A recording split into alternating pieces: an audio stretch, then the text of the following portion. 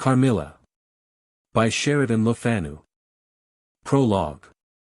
Upon a paper attached to the narrative which follows, Dr. Hesselius has written a rather elaborate note, which he accompanies with a reference to his essay on the strange subject which the MS illuminates.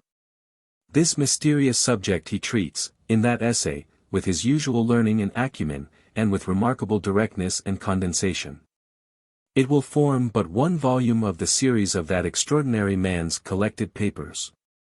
As I publish the case, in this volume, simply to interest the laity, I shall forestall the intelligent lady, who relates it, in nothing. And after due consideration, I have determined, therefore, to abstain from presenting any précis of the learned doctor's reasoning, or extract from his statement on a subject which he describes as involving, not improbably, some of the profoundest arcana of our dual existence, and its intermediates. I was anxious on discovering this paper, to reopen the correspondence commenced by Dr. Hesselius, so many years before, with a person so clever and careful as his informant seems to have been. Much to my regret, however, I found that she had died in the interval. She, probably, could have added little to the narrative which she communicates in the following pages, with, so far as I can pronounce, such conscientious particularity. How do you find this book? Any thoughts about the book or the author? Any suggestion for improvement? Please take a moment to share your thoughts in a comment. If you like it, share it with your friends who might enjoy it as well. Subscribe to keep in touch. Visit CompleteAudiobooks.com for more quality content. 1. An Early Fright. In Styria, we, though by no means magnificent people, inhabit a castle, or schloss. A small income, in that part of the world, goes a great way. 800 or 900 a year does wonders. Scantily enough ours would have answered among wealthy people at home. My father is English, and I bear an English name, although I never saw England.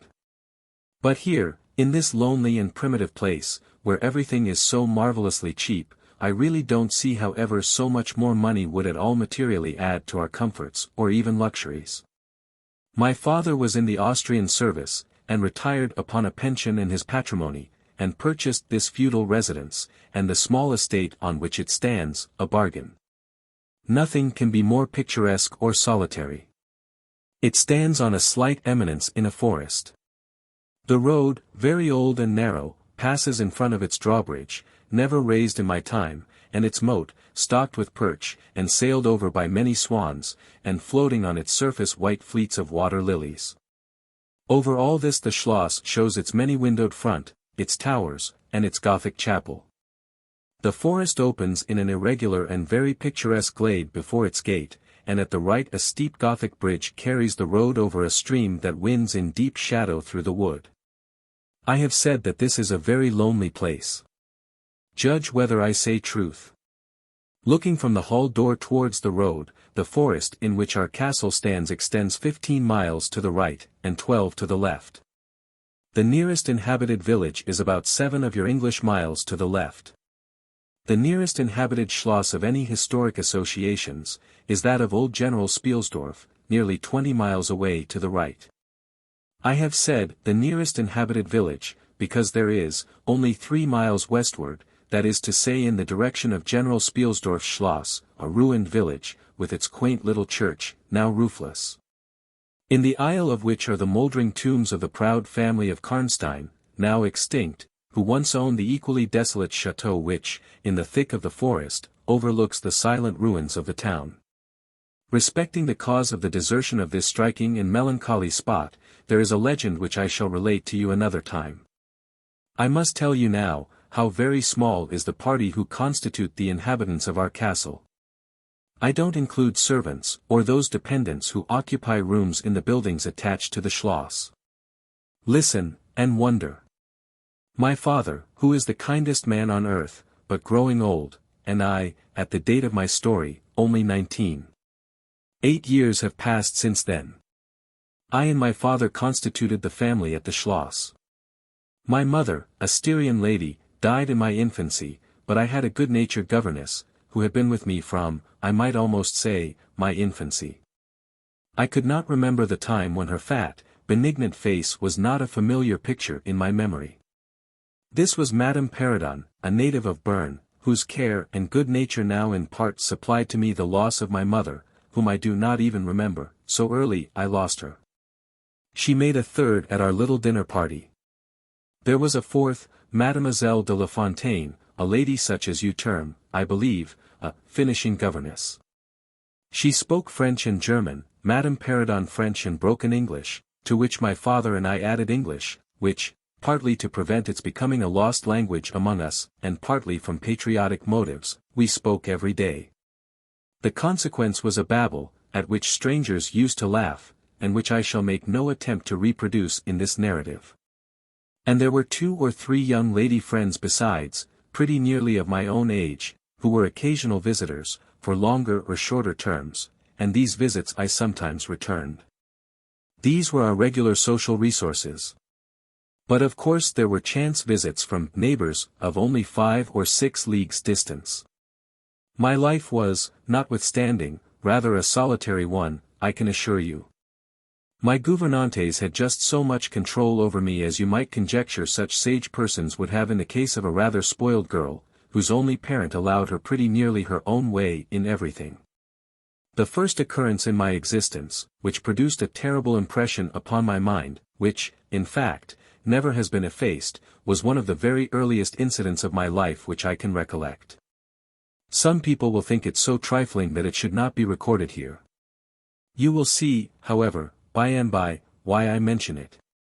The nursery, as it was called, though I had it all to myself, was a large room in the upper story of the castle, with a steep oak roof. I can't have been more than 6 years old, when one night I awoke, and looking round the room from my bed, failed to see the nursery maid. Neither was my nurse there, and I thought myself alone. I was not frightened, for I was one of those happy children who are studiously kept in ignorance of ghost stories, of fairy tales, and of all such lore as makes us cover up our heads when the door cracks suddenly, or the flicker of an expiring candle makes the shadow of a bedpost dance upon the wall, nearer to our faces. I was vexed and insulted at finding myself, as I conceived, neglected, and I began to whimper, preparatory to a hearty bout of roaring, when to my surprise, I saw a solemn, but very pretty face looking at me from the side of the bed. It was that of a young lady who was kneeling, with her hands under the coverlet. I looked at her with a kind of pleased wonder, and ceased whimpering. She caressed me with her hands, and lay down beside me on the bed, and drew me towards her, smiling. I felt immediately delightfully soothed, and fell asleep again. I was wakened by a sensation as if 2 needles ran into my breast very deep at the same moment, and I cried loudly. The lady started back, with her eyes fixed on me, and then slipped down upon the floor, and, as I thought, hid herself under the bed. I was now for the first time frightened, and I yelled with all my might and main. Nurse, nursery maid, housekeeper, all came running in, and hearing my story, they made light of it, soothing me all they could meanwhile. But, child as I was, I could perceive that their faces were pale with an unwonted look of anxiety, and I saw them look under the bed, and about the room, and peep under tables and pluck open cupboards. And the housekeeper whispered to the nurse, "Lay your hand along that hollow in the bed, someone did lie there, so sure as you did not, the place is still warm." I remember the nursery maid petting me, and all 3 examining my chest, where I told them I felt the puncture, and pronouncing that there was no sign visible that any such thing had happened to me. The housekeeper and the 2 other servants who were in charge of the nursery, remained sitting up all night, and from that time a servant always sat up in the nursery until I was about 14. I was very nervous for a long time after this. A doctor was called in, he was pallid and elderly. How well I remember his long saturnine face, slightly pitted with smallpox, and his chestnut wig. For a good while, every second day, he came and gave me medicine, which of course I hated. The morning after I saw this apparition I was in a state of terror, and could not bear to be left alone, daylight though it was, for a moment. I remember my father coming up and standing at the bedside, and talking cheerfully, and asking the nurse a number of questions, and laughing very heartily at one of the answers. And patting me on the shoulder, and kissing me, and telling me not to be frightened, that it was nothing but a dream and could not hurt me. But I was not comforted, for I knew the visit of the strange woman was not a dream. And I was awfully frightened. I was a little consoled by the nursery maids assuring me that it was she who had come and looked at me, and lain down beside me in the bed, and that I must have been half dreaming not to have known her face. But this, though supported by the nurse, did not quite satisfy me. I remembered, in the course of that day, a venerable old man, in a black cassock, coming into the room with the nurse and housekeeper, and talking a little to them, and very kindly to me. His face was very sweet and gentle, and he told me they were going to pray, and joined my hands together, and desired me to say, softly, while they were praying, Lord, hear all good prayers for us, for Jesus' sake. I think these were the very words, for I often repeated them to myself, and my nurse used for years to make me say them in my prayers. I remembered so well the thoughtful sweet face of that white-haired old man, in his black cassock, as he stood in that rude, lofty, brown room, with the clumsy furniture of a fashion 300 years old about him, and the scanty light entering its shadowy atmosphere through the small lattice. He kneeled, and the three women with him, and he prayed aloud with an earnest quavering voice for, what appeared to me, a long time. I forget all my life preceding that event, and for some time after it is all obscure also, but the scenes I have just described stand out vivid as the isolated pictures of the phantasmagoria surrounded by darkness. 2. A guest. I am now going to tell you something so strange that it will require all your faith in my veracity to believe my story. It is not only true, nevertheless, but truth of which I have been an eyewitness. It was a sweet summer evening, and my father asked me, as he sometimes did, to take a little ramble with him along that beautiful forest vista which I have mentioned as lying in front of the Schloss. General Spielsdorf cannot come to us so soon as I had hoped, said my father, as we pursued our walk. He was to have paid us a visit of some weeks, and we had expected his arrival next day. He was to have brought with him a young lady, his niece and ward, Mademoiselle Reinfeldt, whom I had never seen, but whom I had heard described as a very charming girl, and in whose society I had promised myself many happy days. I was more disappointed than a young lady living in a town, or a bustling neighborhood can possibly imagine. This visit, and the new acquaintance it promised, had furnished my day dream for many weeks. And how soon does he come? I asked. Not till autumn. Not for 2 months, I dare say, he answered. And I am very glad now, dear, that you never knew Mademoiselle Reinfeldt. And why? I asked, both mortified and curious. Because the poor young lady is dead, he replied. I quite forgot I had not told you, but you were not in the room when I received the General's letter this evening. I was very much shocked. General Spielsdorf had mentioned in his first letter, 6 or 7 weeks before, that she was not so well as he would wish her, but there was nothing to suggest the remotest suspicion of danger. Here is the General's letter, he said, handing it to me. I am afraid he is in great affliction. The letter appears to me to have been written very nearly in distraction. We sat down on a rude bench, under a group of magnificent lime trees. The sun was setting with all its melancholy splendor behind the sylvan horizon, and the stream that flows beside our home, and passes under the steep old bridge I have mentioned, wound through many a group of noble trees, almost at our feet, reflecting in its current the fading crimson of the sky. General Spielsdorf's letter was so extraordinary, so vehement, and in some places so self-contradictory, that I read it twice over the second time aloud to my father and was still unable to account for it, except by supposing that grief had unsettled his mind. It said, I have lost my darling daughter, for as such I loved her. During the last days of dear Bertha's illness I was not able to write to you. Before then I had no idea of her danger. I have lost her, and now learn all, too late. She died in the peace of innocence, and in the glorious hope of a blessed futurity. The fiend who betrayed our infatuated hospitality has done it all. I thought I was receiving into my house innocence, gaiety, a charming companion for my lost Bertha. Heavens! What a fool have I been!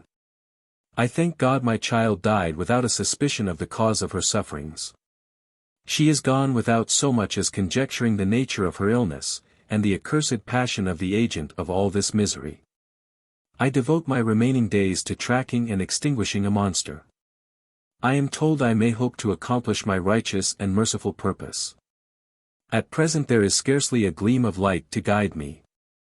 I curse my conceited incredulity, my despicable affectation of superiority, my blindness, my obstinacy all too late. I cannot write or talk collectedly now. I am distracted. So soon as I shall have a little recovered, I mean to devote myself for a time to inquiry, which may possibly lead me as far as Vienna. Some time in the autumn, 2 months hence, or earlier if I live, I will see you, that is, if you permit me. I will then tell you all that I scarce dare put upon paper now. Farewell. Pray for me, dear friend. In these terms ended this strange letter. Though I had never seen Bertha Reinfeldt, my eyes filled with tears at the sudden intelligence, I was startled, as well as profoundly disappointed. The sun had now set, and it was twilight by the time I had returned the General's letter to my father. It was a soft clear evening, and we loitered, speculating upon the possible meanings of the violent and incoherent sentences which I had just been reading. We had nearly a mile to walk before reaching the road that passes the Schloss in front, and by that time the moon was shining brilliantly. At the drawbridge we met Madame Perrodon and Mademoiselle de La Fontaine, who had come out, without their bonnets, to enjoy the exquisite moonlight. We heard their voices gabbling in animated dialogue as we approached. We joined them at the drawbridge, and turned about to admire with them the beautiful scene. The glade through which we had just walked lay before us. At our left the narrow road wound away under clumps of lordly trees, and was lost to sight amid the thickening forest. At the right the same road crosses the steep and picturesque bridge, near which stands a ruined tower which once guarded that pass. And beyond the bridge an abrupt eminence rises, covered with trees, and showing in the shadows some grey ivy-clustered rocks. Over the sward and low grounds a thin film of mist was stealing like smoke, marking the distances with a transparent veil. And here and there we could see the river faintly flashing in the moonlight. No softer, sweeter scene could be imagined. The news I had just heard made it melancholy. But nothing could disturb its character of profound serenity, and the enchanted glory and vagueness of the prospect. My father, who enjoyed the picturesque, and I, stood looking in silence over the expanse beneath us. The 2 good governesses, standing a little way behind us, discoursed upon the scene, and were eloquent upon the moon. Madame Perrodon was fat, middle-aged, and romantic, and talked and sighed poetically. Mademoiselle de La Fontaine, in right of her father, who was a German, assumed to be psychological, metaphysical. And something of a mystic, now declared that when the moon shone with a light so intense it was well known that it indicated a special spiritual activity. The effect of the full moon in such a state of brilliancy was manifold. It acted on dreams, it acted on lunacy, it acted on nervous people, it had marvelous physical influences connected with life. Mademoiselle related that her cousin, who was mate of a merchant ship, having taken a nap on deck on such a night, lying on his back, with his face full in the light on the moon, had wakened, after a dream of an old woman clawing him by the cheek, with his features horribly drawn to one side. And his countenance had never quite recovered its equilibrium. The moon, this night, she said, is full of idyllic and magnetic influence, and see, when you look behind you at the front of the Schloss, how all its windows flash and twinkle with that silvery splendor. As if unseen hands had lighted up the rooms to receive fairy guests. There are indolent styles of the spirits in which, indisposed to talk ourselves, the talk of others is pleasant to our listless ears, and I gazed on, pleased with the tinkle of the ladies' conversation. I have got into one of my moping moods tonight, said my father, after a silence, and quoting Shakespeare, whom, by way of keeping up our English, he used to read aloud, he said. In truth I know not why I am so sad. It wearies me, you say it wearies you. But how I got it came by it. I forget the rest. But I feel as if some great misfortune were hanging over us. I suppose the poor general's afflicted letter has had something to do with it. At this moment the unwonted sound of carriage wheels and many hoofs upon the road, arrested our attention. They seemed to be approaching from the high ground overlooking the bridge, and very soon the equipage emerged from that point. 2 horsemen first crossed the bridge, then came a carriage drawn by 4 horses, and 2 men rode behind. It seemed to be the traveling carriage of a person of rank, and we were all immediately absorbed in watching that very unusual spectacle. It became, in a few moments, greatly more interesting, for just as the carriage had passed the summit of the steep bridge, one of the leaders, taking fright, communicated his panic to the rest, and after a plunge or two, the whole team broke into a wild gallop together, and dashing between the horsemen who rode in front, came thundering along the road towards us with the speed of a hurricane. The excitement of the scene was made more painful by the clear, long-drawn screams of a female voice from the carriage window. We all advanced in curiosity and horror, me rather in silence, the rest with various ejaculations of terror. Our suspense did not last long. Just before you reach the castle drawbridge, on the route they were coming, there stands by the roadside a magnificent lime tree, on the other stands an ancient stone cross, at sight of which the horses, now going at a pace that was perfectly frightful, swerved so as to bring the wheel over the projecting roots of the tree. I knew what was coming. I covered my eyes, unable to see it out, and turned my head away. At the same moment I heard a cry from my lady friends, who had gone on a little. Curiosity opened my eyes, and I saw a scene of utter confusion. 2 of the horses were on the ground, the carriage lay upon its side with 2 wheels in the air. The men were busy removing the traces, and a lady with a commanding air and figure had got out, and stood with clasped hands, raising the handkerchief that was in them every now and then to her eyes. Through the carriage door was now lifted a young lady, who appeared to be lifeless. My dear old father was already beside the elder lady, with his hat in his hand, evidently tendering his aid and the resources of his Schloss. The lady did not appear to hear him, or to have eyes for anything but the slender girl who was being placed against the slope of the bank. I approached. The young lady was apparently stunned, but she was certainly not dead. My father, who piqued himself on being something of a physician, had just had his fingers on her wrist and assured the lady, who declared herself her mother, that her pulse, though faint and irregular, was undoubtedly still distinguishable. The lady clasped her hands and looked upward, as if in a momentary transport of gratitude, but immediately she broke out again in that theatrical way which is, I believe, natural to some people. She was what is called a fine-looking woman for her time of life, and must have been handsome. She was tall, but not thin, and dressed in black velvet, and looked rather pale, but with a proud and commanding countenance, though now agitated strangely. Who was ever being so born to calamity?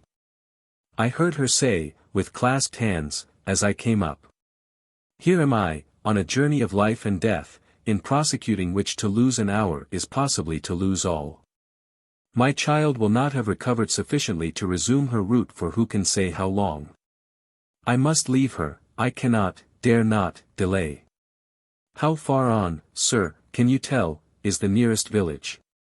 I must leave her there, and shall not see my darling, or even hear of her till my return, 3 months hence. I plucked my father by the coat, and whispered earnestly in his ear, "Oh, Papa, pray ask her to let her stay with us, it would be so delightful. Do, pray. If Madame will entrust her child to the care of my daughter, and of her good gouvernante, Madame Peridon, and permit her to remain as our guest, under my charge, until her return, it will confer a distinction and an obligation upon us. And we shall treat her with all the care and devotion which so sacred a trust deserves." "I cannot do that, sir, it would be to task your kindness and chivalry too cruelly," said the lady, distractedly. "It would, on the contrary, be to confer on us a very great kindness at the moment when we most need it. My daughter has just been disappointed by a cruel misfortune, in a visit from which she had long anticipated a great deal of happiness. If you confide this young lady to our care, it will be her best consolation.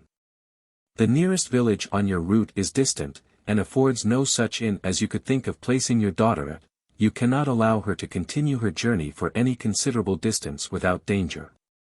If, as you say, you cannot suspend your journey, you must part with her tonight, and nowhere could you do so with more honest assurances of care and tenderness than here.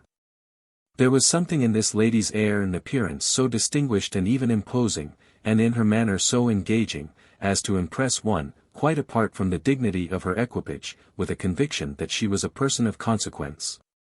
By this time the carriage was replaced in its upright position, and the horses, quite tractable, in the traces again.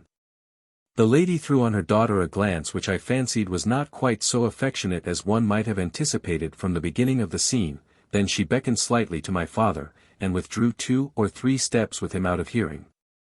And talked to him with a fixed and stern countenance, not at all like that with which she had hitherto spoken. I was filled with wonder that my father did not seem to perceive the change, and also unspeakably curious to learn what it could be that she was speaking, almost in his ear, with so much earnestness and rapidity. 2 or 3 minutes at most I think she remained thus employed, then she turned, and a few steps brought her to where her daughter lay, supported by Madame Perrodon. She kneeled beside her for a moment and whispered, as Madame supposed, a little benediction in her ear. Then hastily kissing her she stepped into her carriage, the door was closed, the footmen in stately liveries jumped up behind, the outriders spurred on, the postilions cracked their whips. The horses plunged and broke suddenly into a furious canter that threatened soon again to become a gallop, and the carriage whirled away, followed at the same rapid pace by the 2 horsemen in the rear. 3. We compare notes. We followed the cortege with our eyes until it was swiftly lost to sight in the misty wood, and the very sound of the hoofs and the wheels died away in the silent night air. Nothing remained to assure us that the adventure had not been an illusion of a moment but the young lady, who just at that moment opened her eyes. I could not see, for her face was turned from me, but she raised her head, evidently looking about her, and I heard a very sweet voice ask complainingly, "Where is Mamma?" Our good Madame Perrodon answered tenderly, and added some comfortable assurances. I then heard her ask, "Where am I? What is this place?" and after that she said, "I don't see the carriage, and Matska, where is she?" Madame answered all her questions in so far as she understood them, and gradually the young lady remembered how the misadventure came about, and was glad to hear that no one in, or in attendance on, the carriage was hurt. And on learning that her mamma had left her here, till her return in about 3 months, she wept. I was going to add my consolations to those of Madame Perrodon when Mademoiselle de La Fontaine placed her hand upon my arm, saying, "Don't approach, one at a time is as much as she can at present converse with. A very little excitement would possibly overpower her now. As soon as she is comfortably in bed, I thought, I will run up to her room and see her."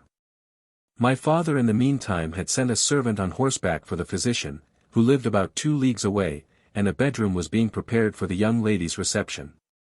The stranger now rose, and leaning on Madame's arm, walked slowly over the drawbridge and into the castle gate. In the hall, servants waited to receive her, and she was conducted forthwith to her room. The room we usually sat in as our drawing room is long, having 4 windows, that looked over the moat and drawbridge, upon the forest scene I have just described. It is furnished in old carved oak, with large carved cabinets, and the chairs are cushioned with crimson Utrecht velvet.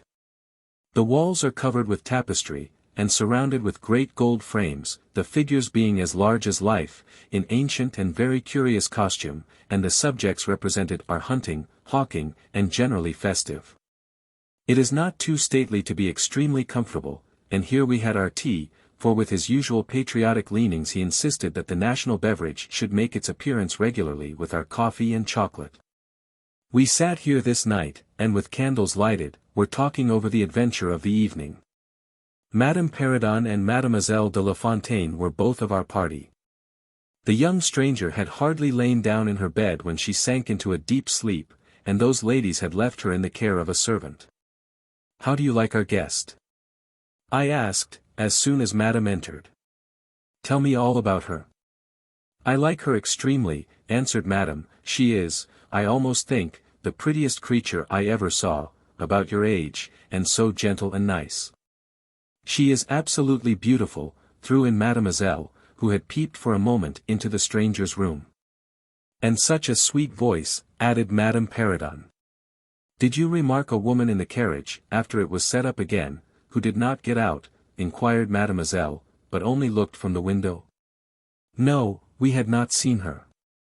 Then she described a hideous black woman, with a sort of colored turban on her head, and who was gazing all the time from the carriage window, nodding and grinning derisively towards the ladies, with gleaming eyes and large white eyeballs. And her teeth set as if in fury. Did you remark what an ill-looking pack of men the servants were? Asked Madame. Yes, said my father, who had just come in, ugly, hangdog-looking fellows as ever I beheld in my life. I hope they mayn't rob the poor lady in the forest. They are clever rogues, however, they got everything to rights in a minute. I dare say they are worn out with too long travelling, said Madame.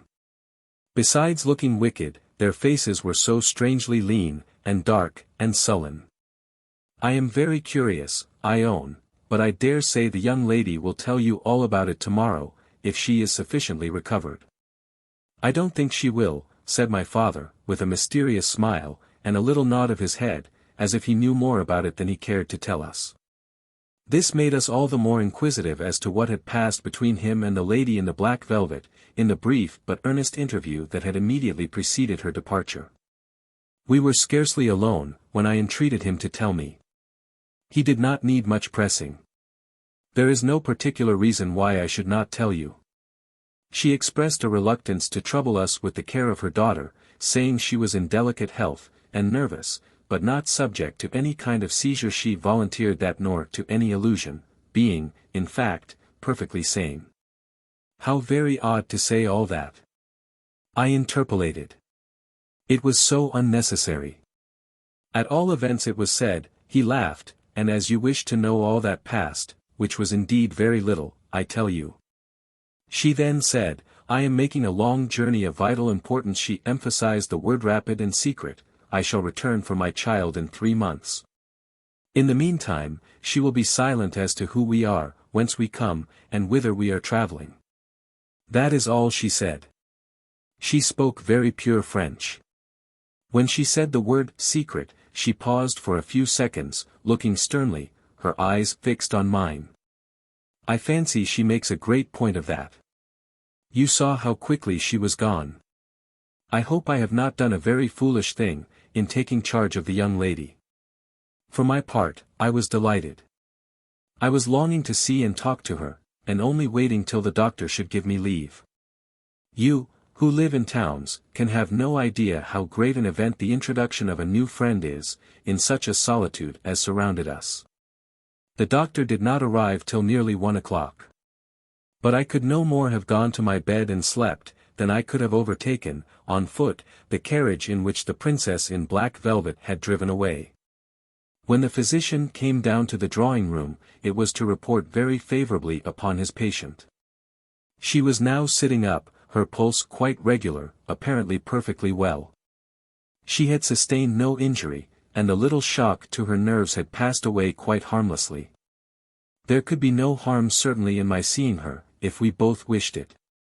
And, with this permission I sent, forthwith, to know whether she would allow me to visit her for a few minutes in her room. The servant returned immediately to say that she desired nothing more. You may be sure I was not long in availing myself of this permission. Our visitor lay in one of the handsomest rooms in the Schloss. It was, perhaps, a little stately. There was a sombre piece of tapestry opposite the foot of the bed, representing Cleopatra with the asps to her bosom, and other solemn classic scenes were displayed, a little faded, upon the other walls.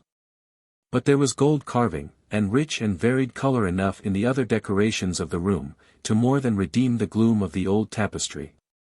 There were candles at the bedside. She was sitting up. Her slender pretty figure enveloped in a soft silk dressing gown, embroidered with flowers, and lined with thick quilted silk, which her mother had thrown over her feet as she lay upon the ground.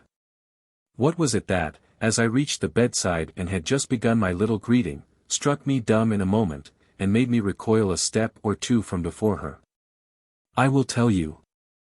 I saw the very face which had visited me in my childhood at night, which remained so fixed in my memory, and on which I had for so many years so often ruminated with horror, when no one suspected of what I was thinking.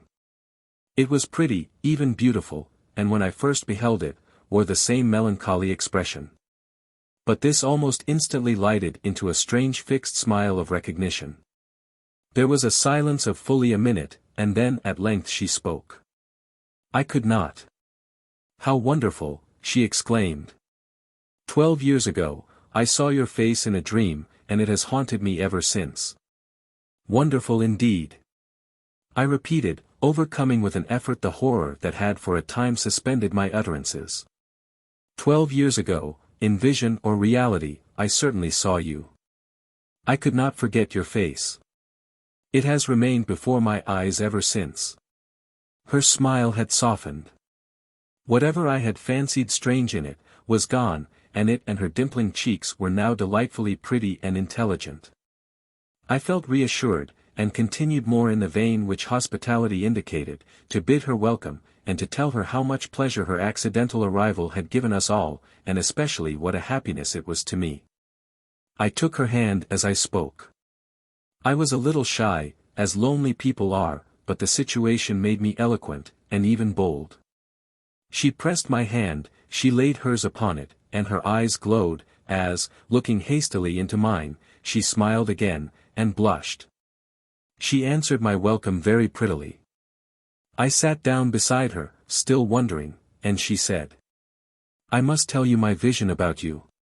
It is so very strange that you and I should have had, each of the other so vivid a dream, that each should have seen, I you and you me, looking as we do now, when of course we both were mere children.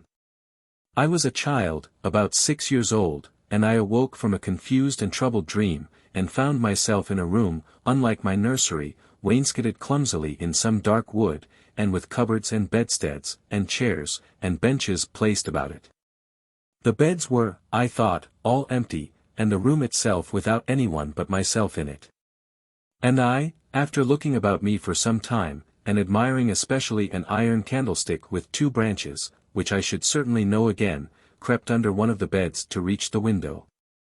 But as I got from under the bed, I heard someone crying, and looking up, while I was still upon my knees, I saw you most assuredly you as I see you now. A beautiful young lady, with golden hair and large blue eyes, and lips your lips you as you are here. Your looks won me, I climbed on the bed and put my arms about you, and I think we both fell asleep. I was aroused by a scream. You were sitting up screaming. I was frightened, and slipped down upon the ground, and, it seemed to me, lost consciousness for a moment, and when I came to myself, I was again in my nursery at home. Your face I have never forgotten since. I could not be misled by mere resemblance. You are the lady whom I saw then. It was now my turn to relate my corresponding vision, which I did, to the undisguised wonder of my new acquaintance.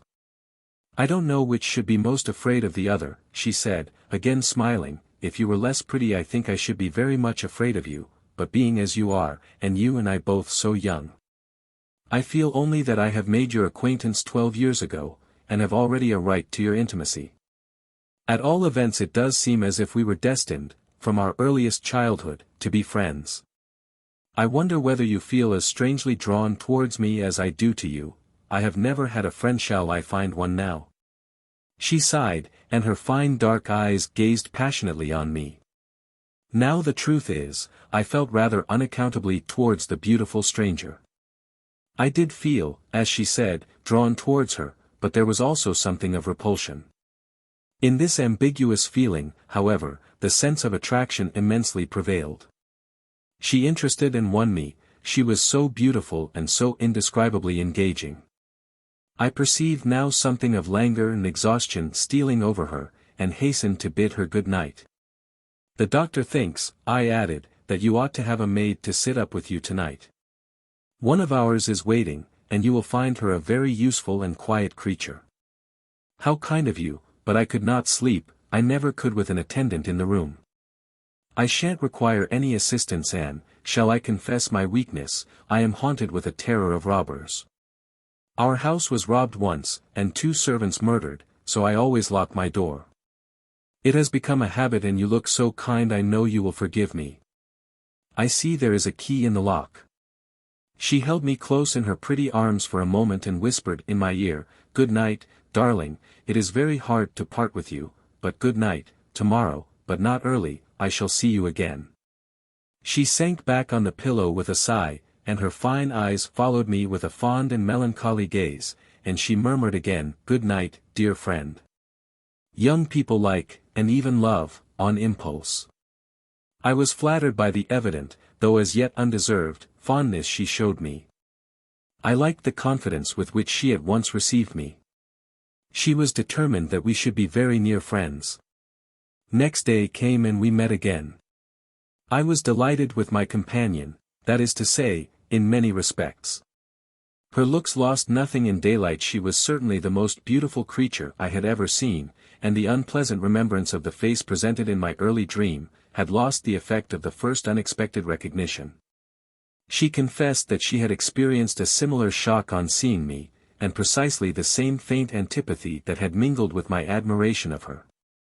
We now laughed together over our momentary horrors. 4. Her Habits A Saunter. I told you that I was charmed with her in most particulars. There were some that did not please me so well. She was above the middle height of women. I shall begin by describing her. She was slender, and wonderfully graceful. Except that her movements were languid, very languid indeed, there was nothing in her appearance to indicate an invalid. Her complexion was rich and brilliant. Her features were small and beautifully formed, her eyes large, dark, and lustrous. Her hair was quite wonderful. I never saw hair so magnificently thick and long when it was down about her shoulders. I have often placed my hands under it, and laughed with wonder at its weight. It was exquisitely fine and soft, and in color a rich, very dark brown, with something of gold. I loved to let it down, tumbling with its own weight, as, in her room, she lay back in her chair talking in her sweet low voice. I used to fold and braid it, and spread it out and play with it. Heavens! If I had but known all! I said there were particulars which did not please me. I have told you that her confidence won me the first night I saw her. But I found that she exercised with respect to herself, her mother, her history, everything in fact connected with her life, plans, and people, an ever-wakeful reserve. I dare say I was unreasonable, perhaps I was wrong. I dare say I ought to have respected the solemn injunction laid upon my father by the stately lady in black velvet. But curiosity is a restless and unscrupulous passion, and no one girl can endure, with patience, that hers should be baffled by another. What harm could it do anyone to tell me what I so ardently desired to know? Had she no trust in my good sense or honor? Why would she not believe me when I assured her, so solemnly, that I would not divulge one syllable of what she told me to any mortal breathing? There was a coldness, it seemed to me, beyond her years, in her smiling melancholy persistent refusal to afford me the least ray of light. I cannot say we quarreled upon this point, for she would not quarrel upon any. It was, of course, very unfair of me to press her, very ill-bred, but I really could not help it, and I might just as well have let it alone. What she did tell me amounted, in my unconscionable estimation, to nothing. It was all summed up in 3 very vague disclosures. First, her name was Carmilla. Second, her family was very ancient and noble. Third, her home lay in the direction of the west. She would not tell me the name of her family, nor their armorial bearings, nor the name of their estate, nor even that of the country they lived in. You are not to suppose that I worried her incessantly on these subjects. I watched opportunity, and rather insinuated than urged my inquiries. Once or twice, indeed, I did attack her more directly. But no matter what my tactics, utter failure was invariably the result. Reproaches and caresses were all lost upon her. But I must add this, that her evasion was conducted with so pretty a melancholy and deprecation, with so many, and even passionate declarations of her liking for me, and trust in my honor, and with so many promises that I should at last know all, that I could not find it in my heart long to be offended with her. She used to place her pretty arms about my neck, draw me to her, and laying her cheek to mine, murmur with her lips near my ear, "Dearest, your little heart is wounded. Think me not cruel because I obey the irresistible law of my strength and weakness. If your dear heart is wounded, my wild heart bleeds with yours. In the rapture of my enormous humiliation I live in your warm life, and you shall die, sweetly die into mine. I cannot help it. As I draw near to you, you, in your turn, will draw near to others, and learn the rapture of that cruelty, which yet is love, so, for a while, seek to know no more of me and mine, but trust me with all your loving spirit." And when she had spoken such a rhapsody, she would press me more closely in her trembling embrace, and her lips in soft kisses gently glow upon my cheek. Her agitations and her language were unintelligible to me. From these foolish embraces, which were not a very frequent occurrence, I must allow, I used to wish to extricate myself, but my energies seemed to fail me.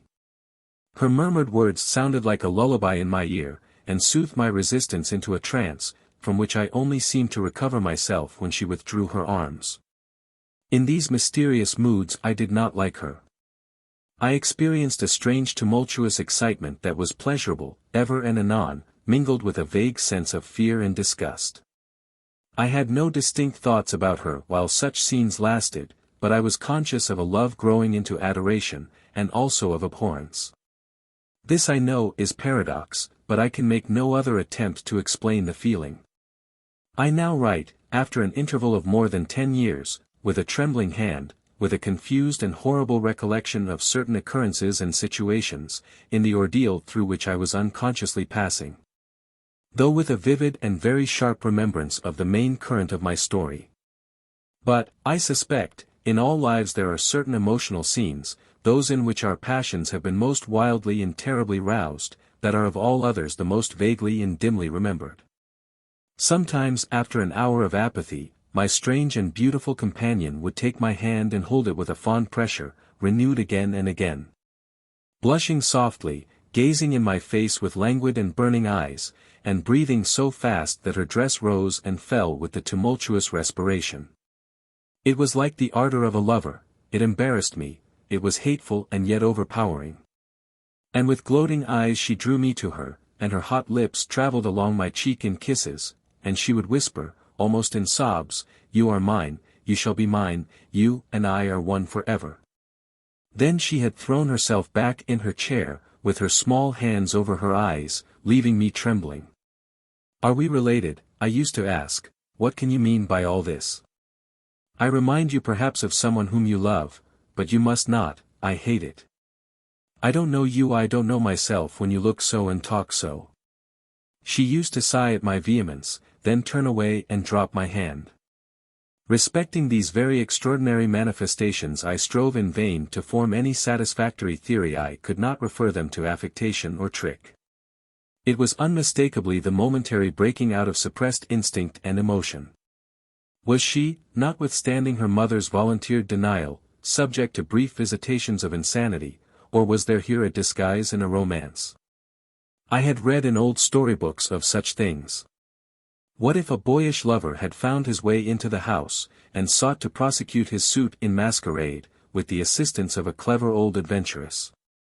But there were many things against this hypothesis, highly interesting as it was to my vanity. I could boast of no little attentions such as masculine gallantry delights to offer. Between these passionate moments there were long intervals of commonplace, of gaiety, of brooding melancholy, during which, except that I detected her eyes so full of melancholy fire, following me, at times I might have been as nothing to her. Except in these brief periods of mysterious excitement her ways were girlish, and there was always a languor about her, quite incompatible with a masculine system in a state of health. In some respects her habits were odd. Perhaps not so singular in the opinion of a town lady like you, as they appeared to us rustic people. She used to come down very late, generally not till 1 o'clock, she would then take a cup of chocolate, but eat nothing. We then went out for a walk, which was a mere saunter, and she seemed, almost immediately, exhausted, and either returned to the schloss or sat on one of the benches that were placed, here and there, among the trees. This was a bodily languor in which her mind did not sympathize. She was always an animated talker, and very intelligent. She sometimes alluded for a moment to her own home, or mentioned an adventure or situation, or an early recollection, which indicated a people of strange manners, and described customs of which we knew nothing. I gathered from these chance hints that her native country was much more remote than I had at first fancied. As we sat thus one afternoon under the trees, a funeral passed us by. It was that of a pretty young girl, whom I had often seen, the daughter of one of the rangers of the forest. The poor man was walking behind the coffin of his darling, she was his only child, and he looked quite heartbroken. Peasants walking two and two came behind, they were singing a funeral hymn. I rose to mark my respect as they passed, and joined in the hymn they were very sweetly singing. My companion shook me a little roughly, and I turned surprised. She said brusquely, "Don't you perceive how discordant that is?" "I think it very sweet, on the contrary," I answered, vexed at the interruption, and very uncomfortable, lest the people who composed the little procession should observe and resent what was passing. I resumed, therefore, instantly, and was again interrupted. "You pierce my ears," said Carmilla, almost angrily, and stopping her ears with her tiny fingers. "Besides, how can you tell that your religion and mine are the same? Your forms wound me, and I hate funerals. What a fuss! Why, you must die, everyone must die, and all are happier when they do. Come home. My father has gone on with the clergyman to the churchyard. I thought you knew she was to be buried today." "She? I don't trouble my head about peasants. I don't know who she is," answered Carmilla, with a flash from her fine eyes. "She is the poor girl who fancied she saw a ghost a fortnight ago, and has been dying ever since, till yesterday, when she expired. Tell me nothing about ghosts. I shan't sleep tonight if you do. I hope there is no plague or fever coming. All this looks very like it," I continued. "The swineherd's young wife died only a week ago, and she thought something seized her by the throat as she lay in her bed, and nearly strangled her. Papa says such horrible fancies do accompany some forms of fever. She was quite well the day before. She sank afterwards, and died before a week. Well, her funeral is over, I hope, and her hymn sung. And our ears shan't be tortured with that discord and jargon. It has made me nervous. Sit down here, beside me, sit close, hold my hand, press it harder. We had moved a little back, and had come to another seat. She sat down. Her face underwent a change that alarmed and even terrified me for a moment. It darkened, and became horribly livid. Her teeth and hands were clenched, and she frowned and compressed her lips, while she stared down upon the ground at her feet, and trembled all over with a continued shudder as irrepressible as ague. All her energies seemed strained to suppress a fit, with which she was then breathlessly tugging, and at length a low convulsive cry of suffering broke from her, and gradually the hysteria subsided. "There. That comes of strangling people with hymns," she said at last. Hold me still. It is passing away." And so gradually it did. And perhaps to dissipate the somber impression which the spectacle had left upon me, she became unusually animated and chatty, and so we got home.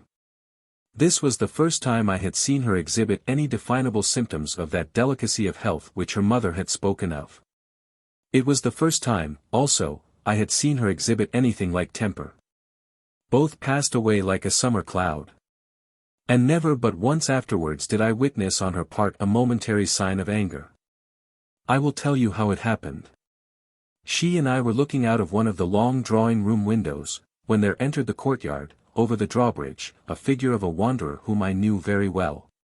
He used to visit the Schloss generally twice a year. It was the figure of a hunchback, with the sharp lean features that generally accompany deformity. He wore a pointed black beard, and he was smiling from ear to ear, showing his white fangs. He was dressed in buff, black, and scarlet, and crossed with more straps and belts than I could count, from which hung all manner of things.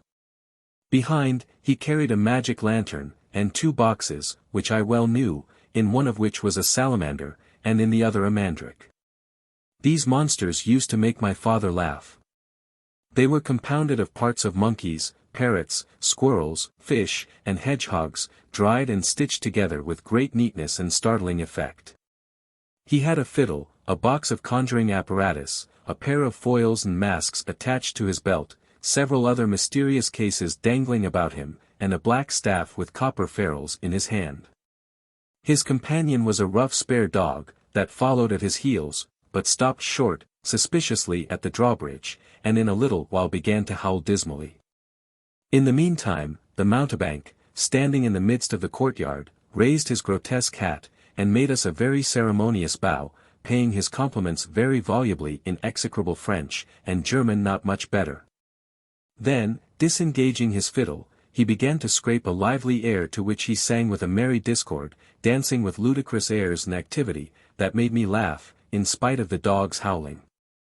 Then he advanced to the window with many smiles and salutations, and his hat in his left hand, his fiddle under his arm, and with a fluency that never took breath, he gabbled a long advertisement of all his accomplishments, and the resources of the various arts which he placed at our service, and the curiosities and entertainments which it was in his power, at our bidding, to display. Will your ladyships be pleased to buy an amulet against the umpire, which is going like the wolf, I hear, through these woods, he said, dropping his hat on the pavement. They are dying of it right and left, and here is a charm that never fails. Only pinned to the pillow, and you may laugh in his face. These charms consisted of oblong slips of vellum, with cabalistic ciphers and diagrams upon them. Carmilla instantly purchased one, and so did I. He was looking up, and we were smiling down upon him, amused, at least, I can answer for myself. His piercing black eye, as he looked up in our faces, seemed to detect something that fixed for a moment his curiosity. In an instant he unrolled a leather case, full of all manner of odd little steel instruments. See here, my lady, he said, displaying it, and addressing me, I profess, among other things less useful, the art of dentistry. Plague take the dog, he interpolated. Silence, beast. He howls so that your ladyships can scarcely hear a word. Your noble friend, the young lady at your right, has the sharpest tooth, long, thin, pointed, like an awl, like a needle, ha, ha. With my sharp and long sight, as I look up, I have seen it distinctly. Now if it happens to hurt the young lady, and I think it must, here am I, here are my file, my punch, my nippers, I will make it round and blunt, if her ladyship pleases, no longer the tooth of a fish, but of a beautiful young lady as she is. Hey! Is the young lady displeased? Have I been too bold? Have I offended her? The young lady, indeed, looked very angry as she drew back from the window. How dares that mountebank insult us so? Where is your father? I shall demand redress from him. My father would have had the wretch tied up to the pump, and flogged with a cart whip, and burnt to the bones with the cattle brand. She retired from the window a step or two, and sat down, and had hardly lost sight of the offender, when her wrath subsided as suddenly as it had risen, and she gradually recovered her usual tone, and seemed to forget the little hunchback and his follies. My father was out of spirits that evening. On coming in he told us that there had been another case very similar to the 2 fatal ones which had lately occurred. The sister of a young peasant on his estate, only a mile away, was very ill, had been, as she described it, attacked very nearly in the same way, and was now slowly but steadily sinking. All this, said my father, is strictly referable to natural causes. These poor people infect one another with their superstitions, and so repeat in imagination the images of terror that have infested their neighbors. But that very circumstance frightens one horribly, said Carmilla. How so? Inquired my father. I am so afraid of fancying I see such things, I think it would be as bad as reality. We are in God's hands, nothing can happen without his permission, and all will end well for those who love him. He is our faithful Creator, he has made us all, and will take care of us. Creator. Nature. said the young lady in answer to my gentle father. And this disease that invades the country is natural. Nature. All things proceed from nature, don't they? All things in the heaven, in the earth, and under the earth, act and live as nature ordains. I think so. The doctor said he would come here today, said my father, after a silence. I want to know what he thinks about it, and what he thinks we had better do. Doctors never did me any good, said Carmilla. Then you have been ill? I asked. More ill than ever you were, she answered. Long ago? Yes, a long time. I suffered from this very illness, but I forget all but my pain and weakness, and they were not so bad as are suffered in other diseases. You were very young then. I dare say, let us talk no more of it. You would not wound a friend. She looked languidly in my eyes, and passed her arm round my waist lovingly, and led me out of the room. My father was busy over some papers near the window. Why does your papa like to frighten us? Said the pretty girl with a sigh and a little shudder. He doesn't, dear Carmilla, it is the very furthest thing from his mind. Are you afraid, dearest? I should be very much if I fancied there was any real danger of my being attacked as those poor people were.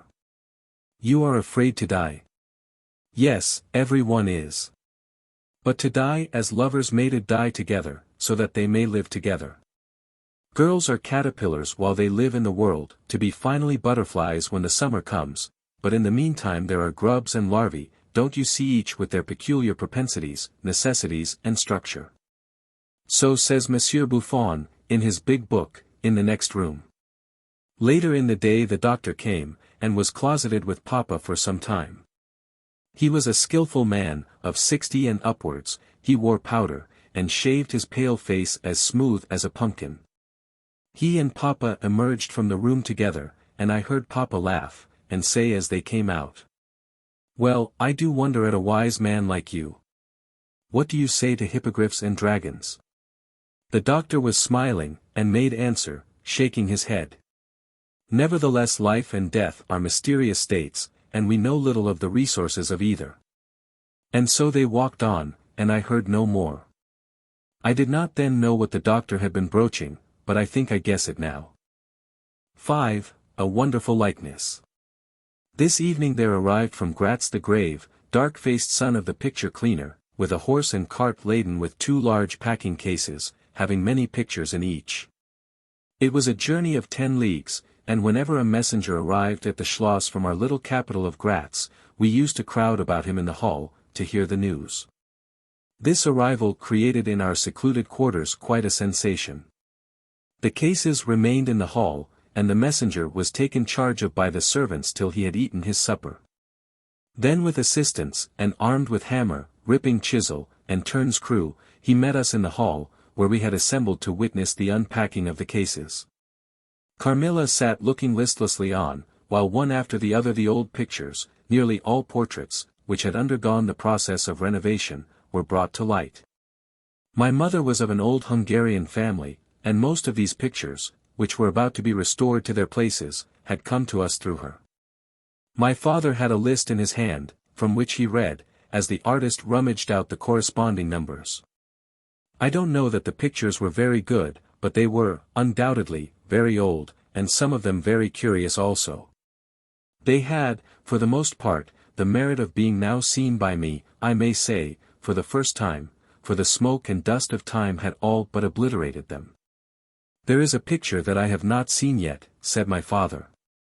In one corner, at the top of it, is the name, as well as I could read, Marcia Karnstein, and the date, 1698, and I am curious to see how it has turned out.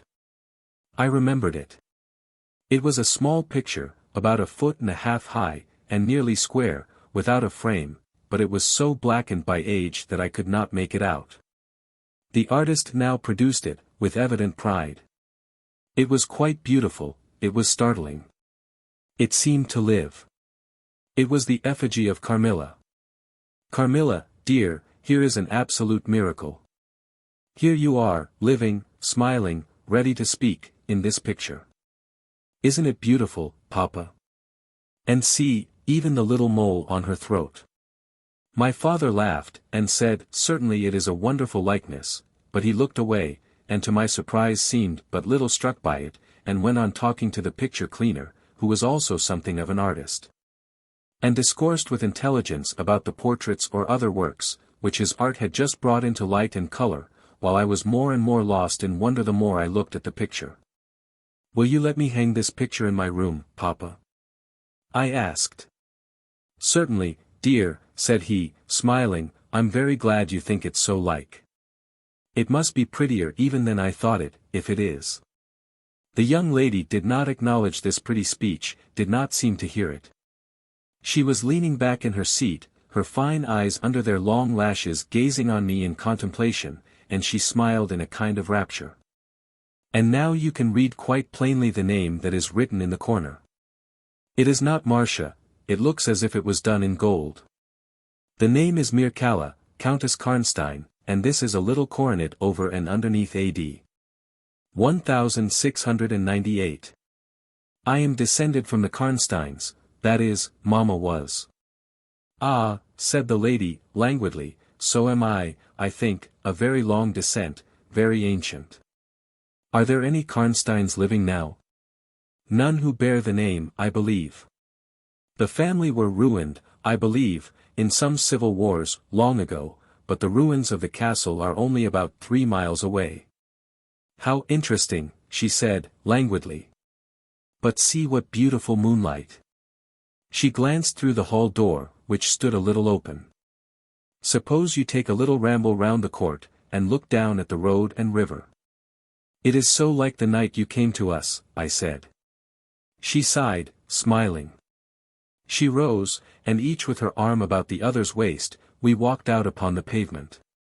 In silence, slowly we walked down to the drawbridge, where the beautiful landscape opened before us. "And so you were thinking of the night I came here?" she almost whispered. "Are you glad I came?" "Delighted, dear Carmilla," I answered. "And you asked for the picture you think like me, to hang in your room," she murmured with a sigh, as she drew her arm closer about my waist, and let her pretty head sink upon my shoulder. "How romantic you are, Carmilla," I said. "Whenever you tell me your story, it will be made up chiefly of some one great romance." She kissed me silently.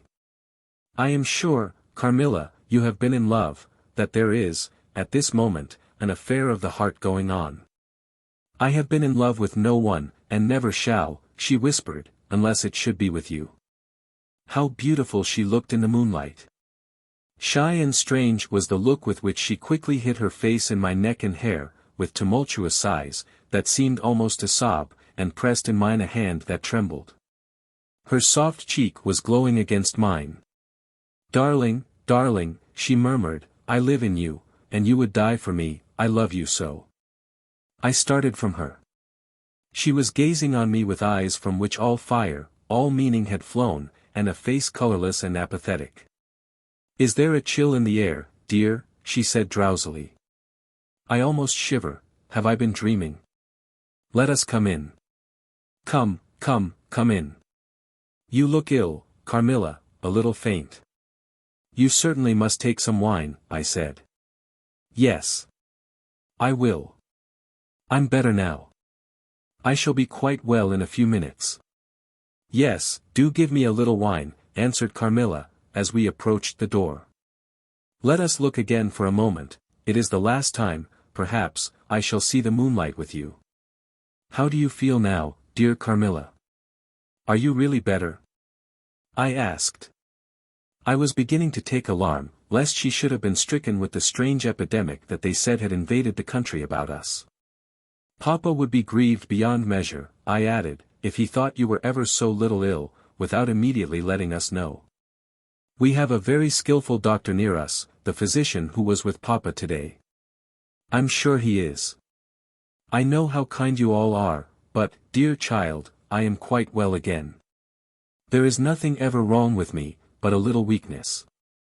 People say I am languid, I am incapable of exertion. I can scarcely walk as far as a child of 3 years old, and every now and then the little strength I have falters, and I become as you have just seen me. But after all I am very easily set up again, in a moment I am perfectly myself. See how I have recovered.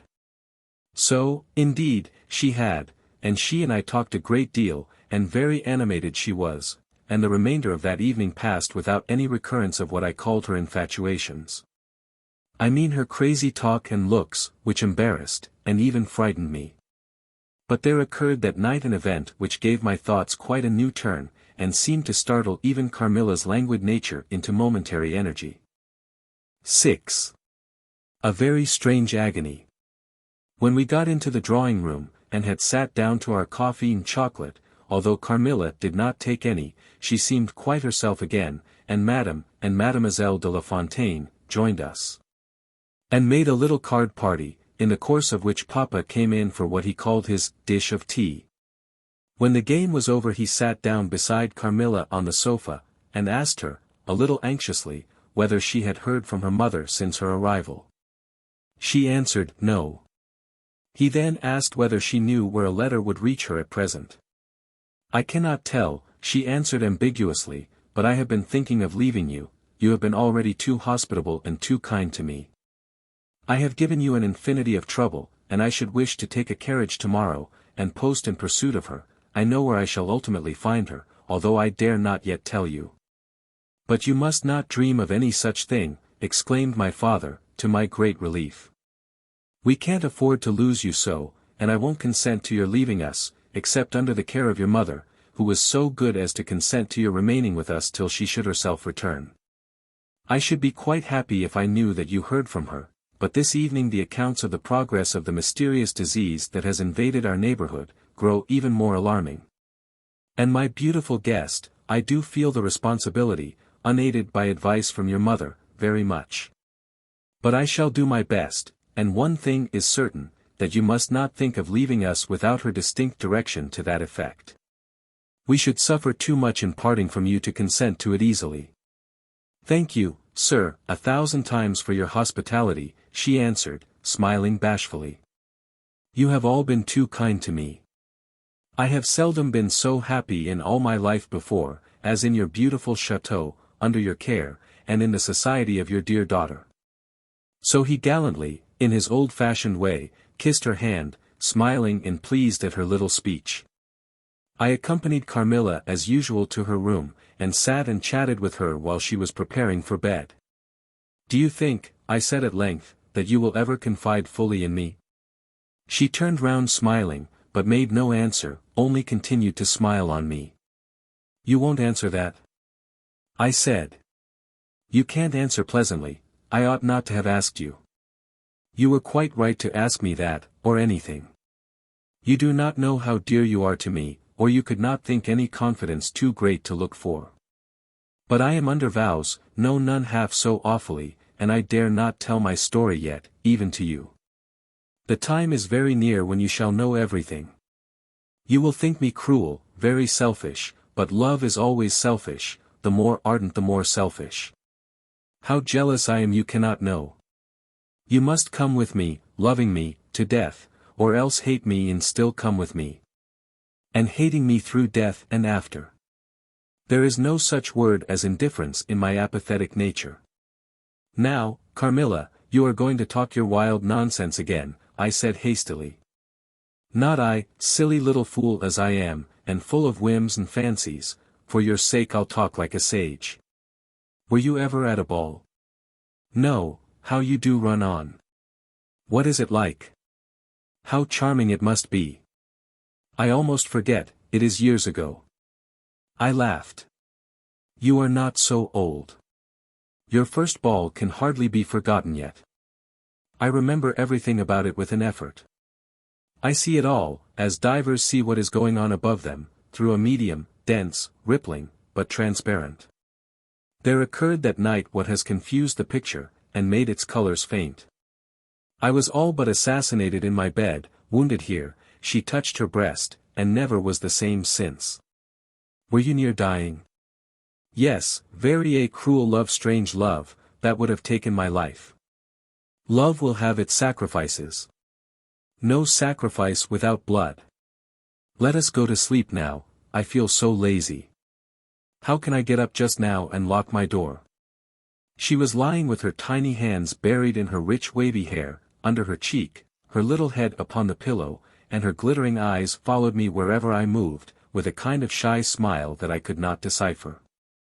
I bid her good night, and crept from the room with an uncomfortable sensation. I often wondered whether our pretty guest ever said her prayers.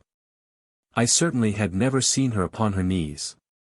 In the morning she never came down until long after our family prayers were over, and at night she never left the drawing-room to attend our brief evening prayers in the hall. If it had not been that it had casually come out in one of our careless talks that she had been baptized, I should have doubted her being a Christian. Religion was a subject on which I had never heard her speak a word.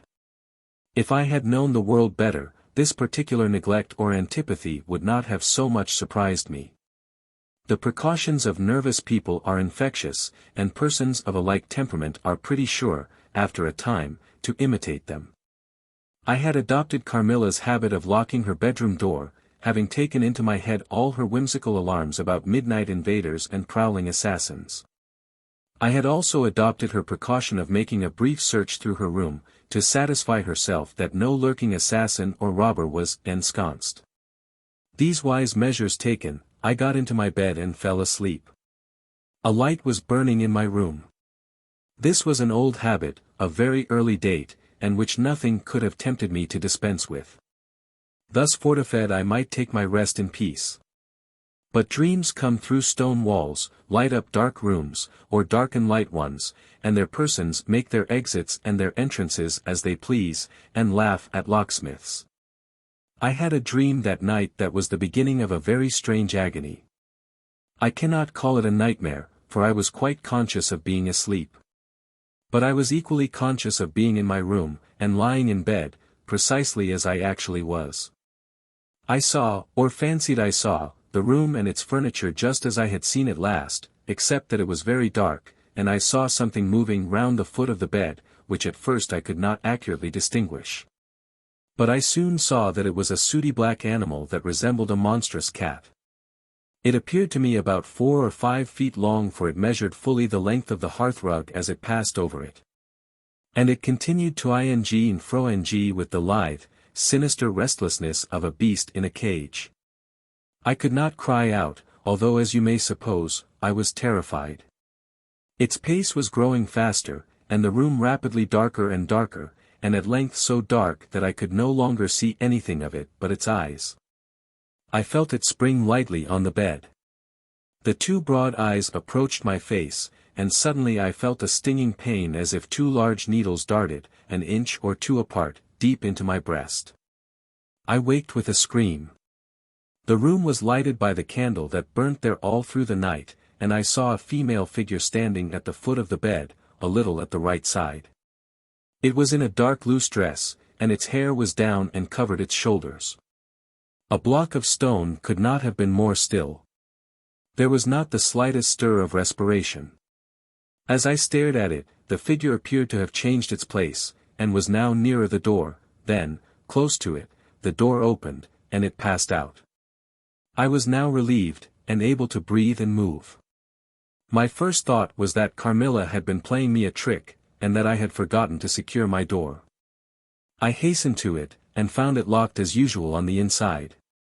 I was afraid to open it. I was horrified. I sprang into my bed and covered my head up in the bedclothes, and lay there more dead than alive till morning. 7. Descending. It would be vain my attempting to tell you the horror with which, even now, I recall the occurrence of that night. It was no such transitory terror as a dream leaves behind it. It seemed to deepen by time, and communicated itself to the room and the very furniture that had encompassed the apparition. I could not bear next day to be alone for a moment. I should have told Papa, but for 2 opposite reasons. At one time I thought he would laugh at my story, and I could not bear its being treated as a jest, and at another I thought he might fancy that I had been attacked by the mysterious complaint which had invaded our neighborhood. I had myself no misgiving of the kind, and as he had been rather an invalid for some time, I was afraid of alarming him. I was comfortable enough with my good-natured companions, Madame Perrodon, and the vivacious Mademoiselle La Fontaine. They both perceived that I was out of spirits and nervous, and at length I told them what lay so heavy at my heart. Mademoiselle laughed, but I fancied that Madame Perrodon looked anxious.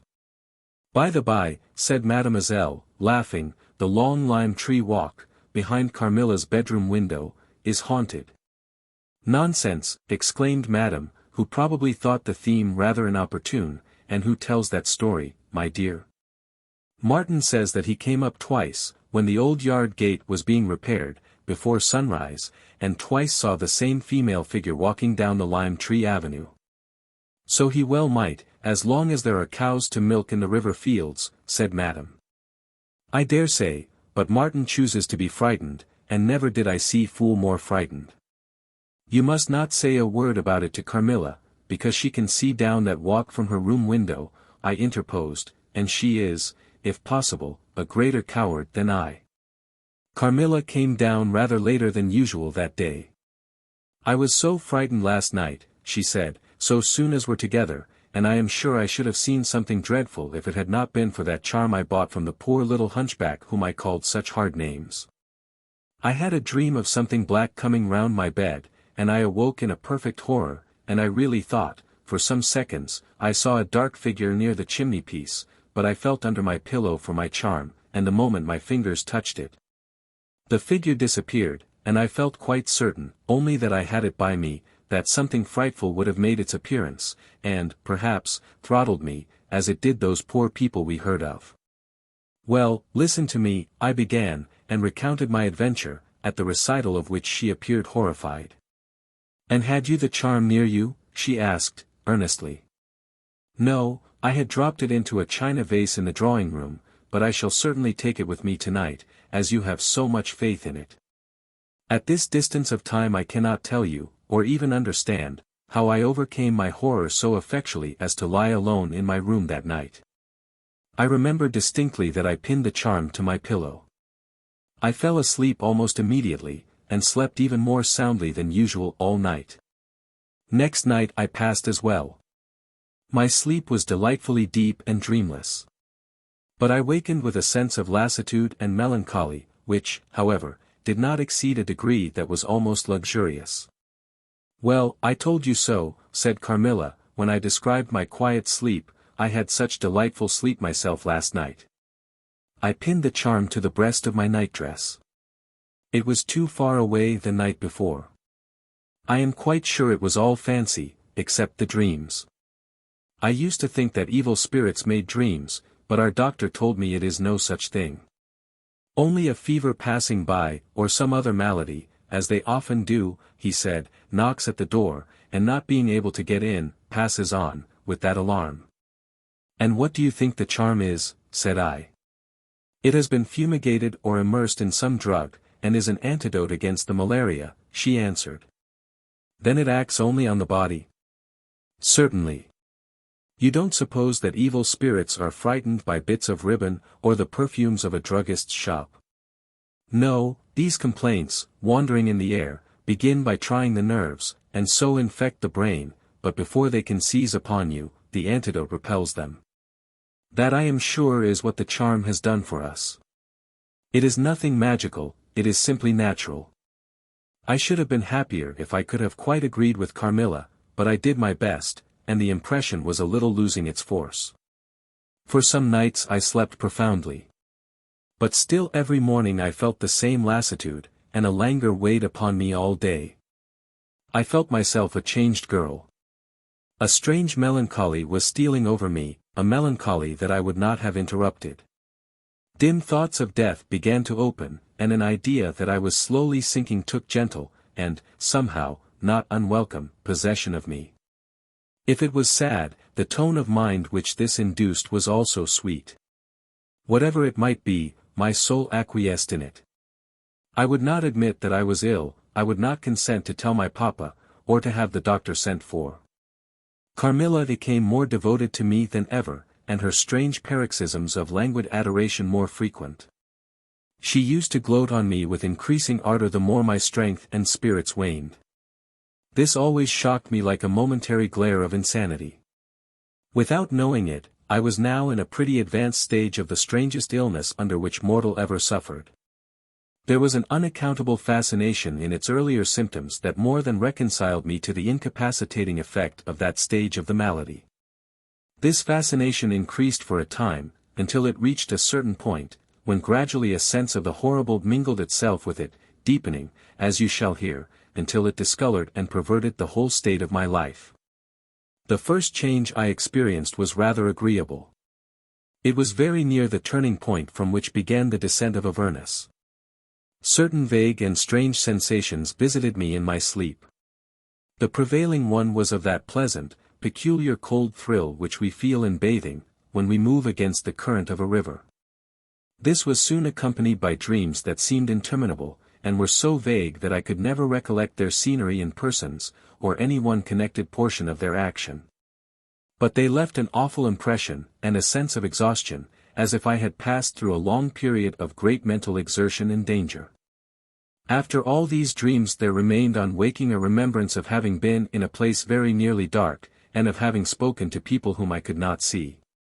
And especially of one clear voice, of a female's, very deep, that spoke as if at a distance, slowly, and producing always the same sensation of indescribable solemnity and fear.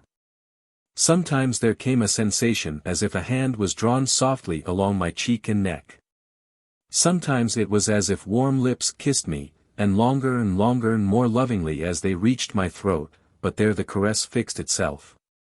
My heart beat faster, my breathing rose and fell rapidly in full drawn, a sobbing, that rose into a sense of strangulation, supervened, and turned into a dreadful convulsion, in which my senses left me and I became unconscious.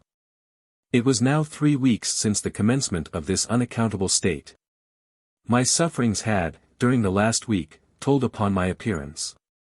I had grown pale, my eyes were dilated and darkened underneath, and the languor which I had long felt began to display itself in my countenance. My father asked me often whether I was ill. But, with an obstinacy which now seems to me unaccountable, I persisted in assuring him that I was quite well. In a sense this was true. I had no pain, I could complain of no bodily derangement. My complaint seemed to be one of the imagination, or the nerves, and, horrible as my sufferings were, I kept them, with a morbid reserve, very nearly to myself. It could not be that terrible complaint which the peasants called the upire, for I had now been suffering for 3 weeks, and they were seldom ill for much more than 3 days, when death put an end to their miseries. Carmilla complained of dreams and feverish sensations, but by no means of so alarming a kind as mine. I say that mine were extremely alarming. Had I been capable of comprehending my condition, would have invoked aid and advice on my knees. The narcotic of an unsuspected influence was acting upon me, and my perceptions were benumbed. I am going to tell you now of a dream that led immediately to an odd discovery. One night, instead of the voice I was accustomed to hear in the dark, I heard one, sweet and tender, and at the same time terrible, which said, "Your mother warns you to beware of the assassin." At the same time a light unexpectedly sprang up, and I saw Carmilla, standing, near the foot of my bed, in her white nightdress, bathed, from her chin to her feet, in one great stain of blood. I wakened with a shriek, possessed with the one idea that Carmilla was being murdered. I remember springing from my bed, and my next recollection is that of standing on the lobby, crying for help. Madame and Mademoiselle came scurrying out of their rooms in alarm, a lamp burned always on the lobby, and seeing me, they soon learned the cause of my terror. I insisted on our knocking at Carmilla's door. Our knocking was unanswered. It soon became a pounding and an uproar. We shrieked her name, but all was vain. We all grew frightened, for the door was locked. We hurried back, in panic, to my room. There we rang the bell long and furiously. If my father's room had been at that side of the house, we would have called him up at once to our aid. But, alas! He was quite out of hearing, and to reach him involved an excursion for which we none of us had courage. Servants, however, soon came running up the stairs. I had got on my dressing gown and slippers meanwhile, and my companions were already similarly furnished. Recognizing the voices of the servants on the lobby, we sallied out together. And having renewed, as fruitlessly, our summons at Carmilla's door, I ordered the men to force the lock. They did so, and we stood, holding our lights aloft, in the doorway, and so stared into the room. We called her by name. But there was still no reply. We looked round the room. Everything was undisturbed. It was exactly in the state in which I had left it on bidding her good night. But Carmilla was gone. 8. Search. At sight of the room, perfectly undisturbed except for our violent entrance, we began to cool a little, and soon recovered our senses sufficiently to dismiss the men.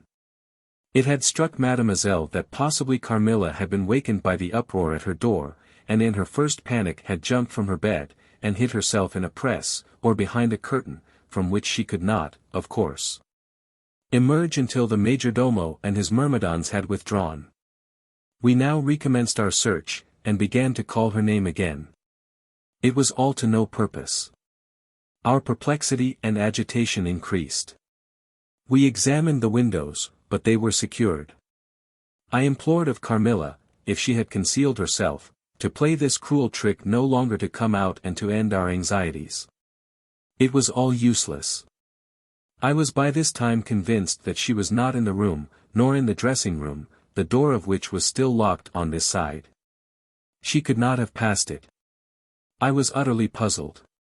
Had Carmilla discovered one of those secret passages which the old housekeeper said were known to exist in the Schloss, although the tradition of their exact situation had been lost?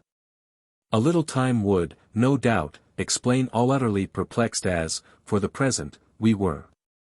It was past 4 o'clock, and I preferred passing the remaining hours of darkness in Madame's room. Daylight brought no solution of the difficulty.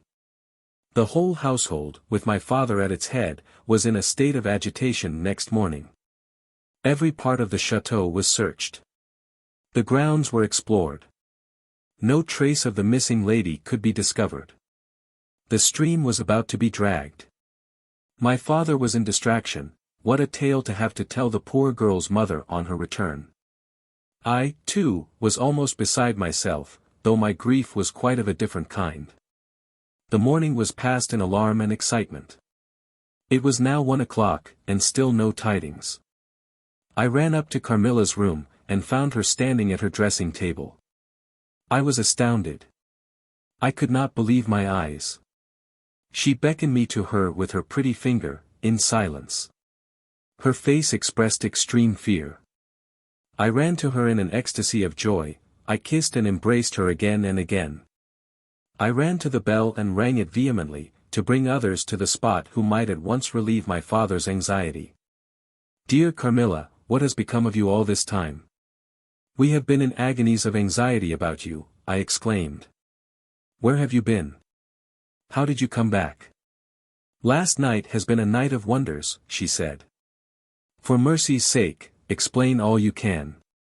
"It was past 2 last night," she said, "when I went to sleep as usual in my bed, with my doors locked, that of the dressing room, and that opening upon the gallery. My sleep was uninterrupted, and, so far as I know, dreamless, but I woke just now on the sofa in the dressing room there, and I found the door between the rooms open, and the other door forced. How could all this have happened without my being wakened? It must have been accompanied with a great deal of noise, and I am particularly easily wakened. And how could I have been carried out of my bed without my sleep having been interrupted, I whom the slightest stir startles?" By this time, Mademoiselle, my father, and a number of the servants were in the room. Carmilla was, of course, overwhelmed with inquiries, congratulations, and welcomes. She had but one story to tell, and seemed the least able of all the party to suggest any way of accounting for what had happened. My father took a turn up and down the room, thinking. I saw Carmilla's eye follow him for a moment with a sly, dark glance. When my father had sent the servants away, Mademoiselle having gone in search of a little bottle of valerian and sal volatile, and there being no one now in the room with Carmilla, except my father, Madame, and myself, he came to her thoughtfully, took her hand very kindly, led her to the sofa, and sat down beside her. "Will you forgive me, my dear, if I risk a conjecture, and ask a question?" Who can have a better right, she said. Ask what you please, and I will tell you everything. But my story is simply one of bewilderment and darkness. I know absolutely nothing. Put any question you please, but you know, of course, the limitations Mama has placed me under. Perfectly, my dear child. I need not approach the topics on which she desires our silence.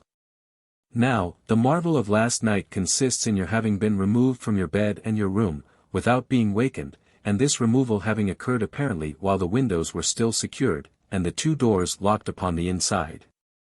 I will tell you my theory and ask you a question. Carmilla was leaning on her hand dejectedly, Madame and I were listening breathlessly. Now, my question is this. Have you ever been suspected of walking in your sleep? Never, since I was very young indeed. But you did walk in your sleep when you were young? Yes, I know I did. I have been told so often by my old nurse. My father smiled and nodded. Well, what has happened is this. You got up in your sleep, unlocked the door, not leaving the key, as usual, in the lock, but taking it out and locking it on the outside. You again took the key out, and carried it away with you to some one of the 25 rooms on this floor, or perhaps upstairs or downstairs. There are so many rooms and closets, so much heavy furniture, and such accumulations of lumber, that it would require a week to search this old house thoroughly. Do you see, now, what I mean? I do, but not all, she answered. And how, Papa, do you account for her finding herself on the sofa in the dressing room, which we had searched so carefully? She came there after you had searched it, still in her sleep, and at last awoke spontaneously, and was as much surprised to find herself where she was as anyone else. I wish all mysteries were as easily and innocently explained as yours, Carmilla, he said, laughing. And so we may congratulate ourselves on the certainty that the most natural explanation of the occurrence is one that involves no drugging, no tampering with locks, no burglars, or poisoners, or witches, nothing that need alarm Carmilla. Or anyone else, for our safety. Carmilla was looking charmingly. Nothing could be more beautiful than her tints. Her beauty was, I think, enhanced by that graceful languor that was peculiar to her. I think my father was silently contrasting her looks with mine, for he said, I wish my poor Laura was looking more like herself, and he sighed. So our alarms were happily ended, and Carmilla restored to her friends. 9. The doctor. As Carmilla would not hear of an attendant sleeping in her room, my father arranged that a servant should sleep outside her door, so that she would not attempt to make another such excursion without being arrested at her own door. That night passed quietly, and next morning early, the doctor, whom my father had sent for without telling me a word about it, arrived to see me. Madame accompanied me to the library. And there the grave little doctor, with white hair and spectacles, whom I mentioned before, was waiting to receive me. I told him my story, and as I proceeded he grew graver and graver. We were standing, he and I, in the recess of one of the windows, facing one another. When my statement was over, he leaned with his shoulders against the wall, and with his eyes fixed on me earnestly, with an interest in which was a dash of horror. After a minute's reflection, he asked Madame if he could see my father. He was sent for accordingly, and as he entered, smiling, he said, I dare say, doctor, you are going to tell me that I am an old fool for having brought you here. I hope I am. But his smile faded into shadow as the doctor, with a very grave face, beckoned him to him. He and the doctor talked for some time in the same recess where I had just conferred with the physician. It seemed an earnest and argumentative conversation. The room is very large, and I and Madame stood together, burning with curiosity, at the farther end. Not a word could we hear, however, for they spoke in a very low tone, and the deep recess of the window quite concealed the doctor from view, and very nearly my father, whose foot, arm, and shoulder only could we see. And the voices were, I suppose, all the less audible for the sort of closet which the thick wall and window formed. After a time my father's face looked into the room. It was pale, thoughtful, and, I fancied, agitated. Laura, dear, come here for a moment. Madam, we shan't trouble you, the doctor says, at present. Accordingly I approached, for the first time a little alarmed, for, although I felt very weak, I did not feel ill. And strength, one always fancies, is a thing that may be picked up when we please. My father held out his hand to me, as I drew near, but he was looking at the doctor, and he said, "It certainly is very odd, I don't understand it quite. Laura, come here, dear, now attend to Dr. Spielsberg, and recollect yourself. You mentioned a sensation like that of 2 needles piercing the skin, somewhere about your neck, on the night when you experienced your first horrible dream. Is there still any soreness?" "None at all," I answered. "Can you indicate with your finger about the point at which you think this occurred?" "Very little below my throat here," I answered. "I wore a morning dress, which covered the place I pointed to." "Now you can satisfy yourself," said the doctor. "You won't mind your papa's lowering your dress a very little. It is necessary, to detect a symptom of the complaint under which you have been suffering." I acquiesced. It was only an inch or 2 below the edge of my collar. "God bless me, so it is," exclaimed my father, growing pale. "You see it now with your own eyes," said the doctor, with a gloomy triumph. "What is it?" I exclaimed, beginning to be frightened. "Nothing, my dear young lady, but a small blue spot, about the size of the tip of your little finger. And now," he continued, turning to Papa, "the question is what is best to be done. Is there any danger?" I urged, in great trepidation. "I trust not, my dear," answered the doctor. "I don't see why you should not recover. I don't see why you should not begin immediately to get better. That is the point at which the sense of strangulation begins." "Yes," I answered. "And recollect as well as you can the same point was a kind of center of that thrill which you described just now, like the current of a cold stream running against you." "It may have been, I think it was. You see," he added, turning to my father. "Shall I say a word to Madam?" "Certainly," said my father. He called Madam to him, and said, "I find my young friend here far from well. It won't be of any great consequence, I hope. But it will be necessary that some steps be taken, which I will explain by and by, but in the meantime, Madam, you will be so good as not to let Miss Laura be alone for one moment. That is the only direction I need give for the present. It is indispensable. We may rely upon your kindness, Madam, I know," added my father. Madam satisfied him eagerly.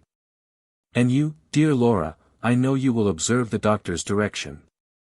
I shall have to ask your opinion upon another patient, whose symptoms slightly resemble those of my daughter, that have just been detailed to you, very much milder in degree, but I believe quite of the same sort. She is a young lady, our guest. But as you say you will be passing this way again this evening, you can't do better than take your supper here, and you can then see her. She does not come down till the afternoon." "I thank you," said the doctor. "I shall be with you, then, at about 7 this evening." And then they repeated their directions to me and to Madam, and with this parting charge my father left us, and walked out with the doctor. And I saw them pacing together up and down between the road and the moat, on the grassy platform in front of the castle, evidently absorbed in earnest conversation. The doctor did not return. I saw him mount his horse there, take his leave, and ride away eastward through the forest. Nearly at the same time I saw the man arrive from Dranfield with the letters, and dismount and hand the bag to my father. In the meantime, Madam and I were both busy, lost in conjecture as to the reasons of the singular and earnest direction which the doctor and my father had concurred in imposing. Madam, as she afterwards told me, was afraid the doctor apprehended a sudden seizure, and that, without prompt assistance, I might either lose my life in a fit, or at least be seriously hurt. The interpretation did not strike me. And I fancied, perhaps luckily for my nerves, that the arrangement was prescribed simply to secure a companion, who would prevent my taking too much exercise, or eating unripe fruit, or doing any of the 50 foolish things to which young people are supposed to be prone. About half an hour after my father came in he had a letter in his hand and said. This letter had been delayed, it is from General Spielsdorf. He might have been here yesterday, he may not come till tomorrow or he may be here today. He put the open letter into my hand, but he did not look pleased, as he used when a guest, especially one so much loved as the general, was coming. On the contrary, he looked as if he wished him at the bottom of the Red Sea. There was plainly something on his mind which he did not choose to divulge. Papa, darling, will you tell me this? Said I, suddenly laying my hand on his arm, and looking, I am sure, imploringly in his face. Perhaps, he answered, smoothing my hair caressingly over my eyes. Does the doctor think me very ill? No, dear.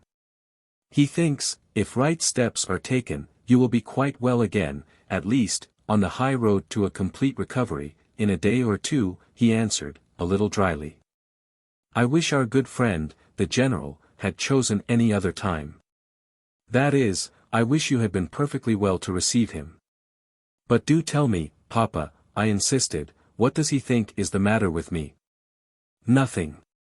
You must not plague me with questions, he answered, with more irritation than I ever remember him to have displayed before, and seeing that I looked wounded, I suppose, he kissed me, and added, you shall know all about it in a day or two.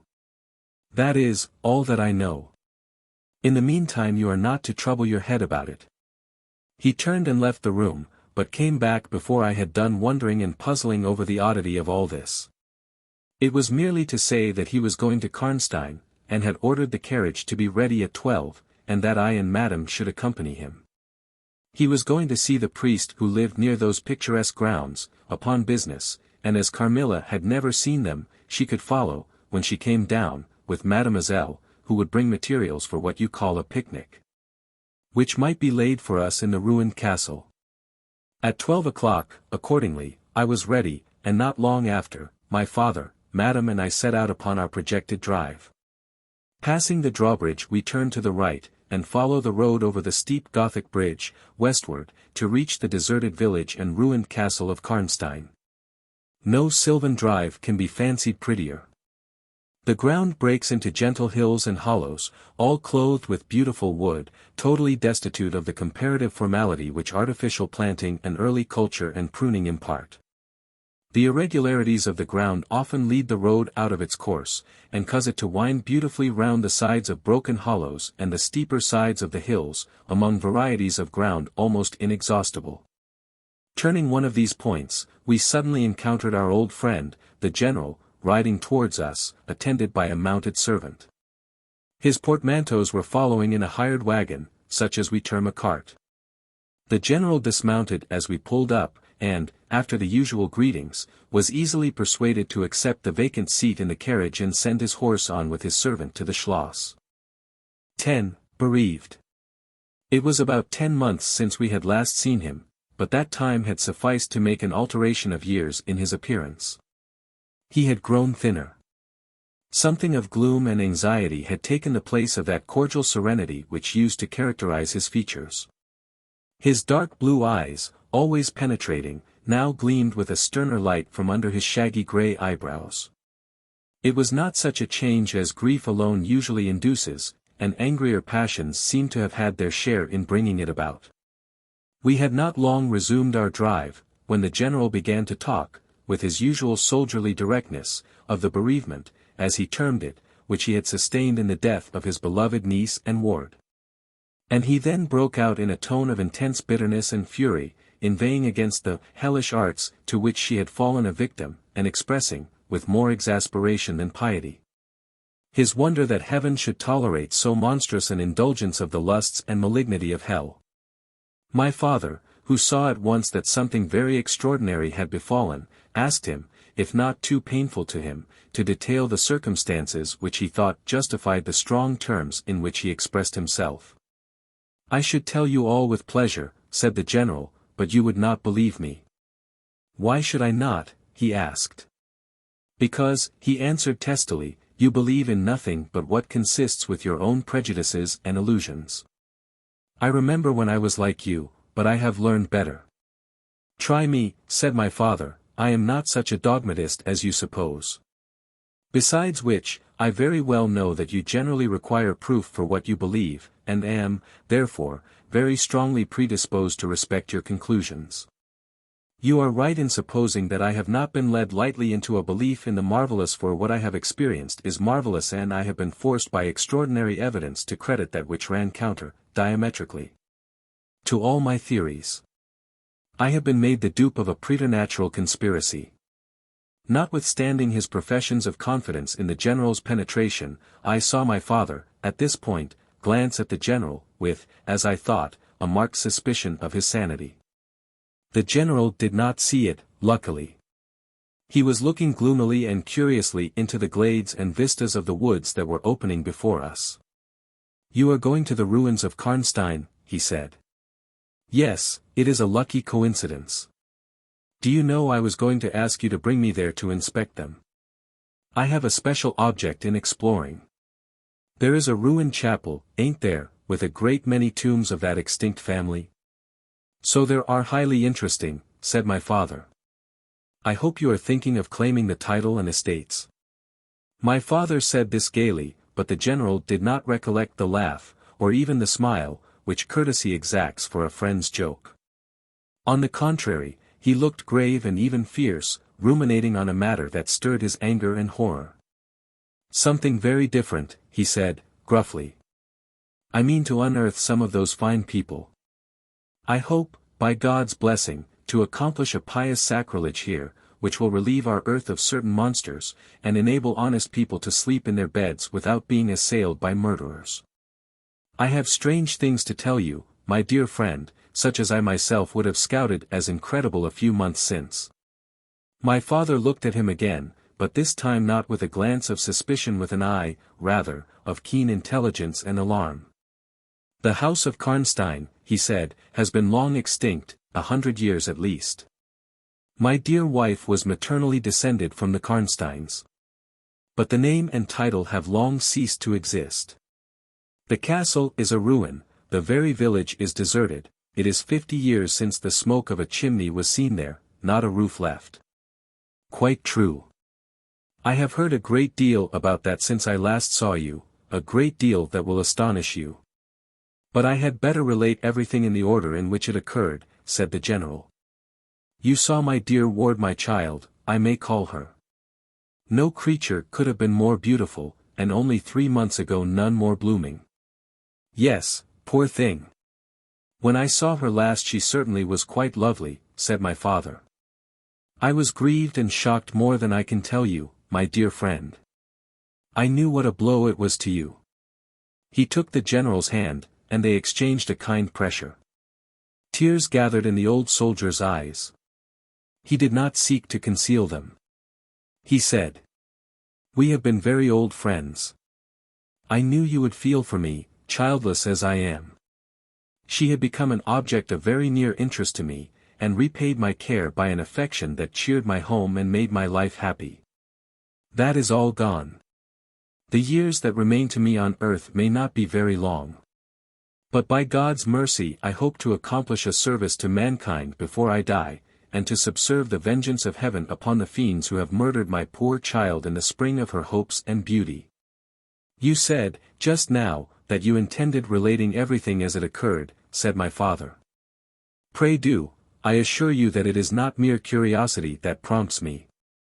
By this time we had reached the point at which the Drunstall road, by which the general had come, diverges from the road which we were travelling to Karnstein.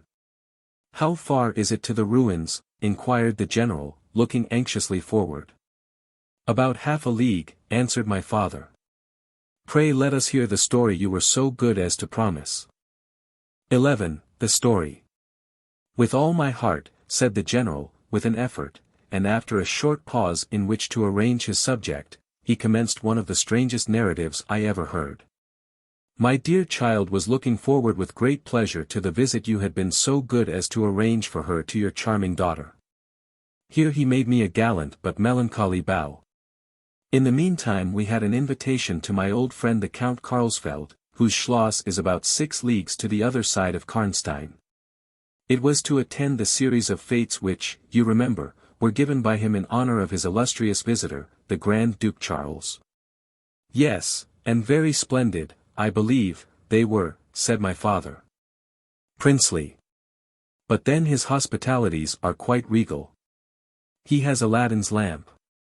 The night from which my sorrow dates was devoted to a magnificent masquerade. The grounds were thrown open, the trees hung with colored lamps. There was such a display of fireworks as Paris itself had never witnessed. And such music, you know, is my weakness, such ravishing music. The finest instrumental band, perhaps, in the world, and the finest singers who could be collected from all the great operas in Europe.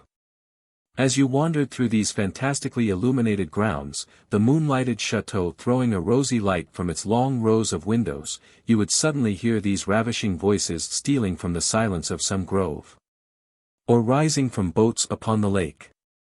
I felt myself, as I looked and listened, carried back into the romance and poetry of my early youth.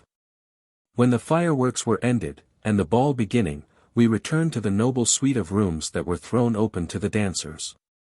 A masked ball, you know, is a beautiful sight, but so brilliant a spectacle of the kind I never saw before. It was a very aristocratic assembly. I was myself almost the only nobody present. My dear child was looking quite beautiful. She wore no mask. Her excitement and delight added an unspeakable charm to her features, always lovely. I remarked a young lady, dressed magnificently, but wearing a mask, who appeared to me to be observing my ward with extraordinary interest. I had seen her, earlier in the evening, in the great hall, and again, for a few minutes, walking near us, on the terrace under the castle windows, similarly employed.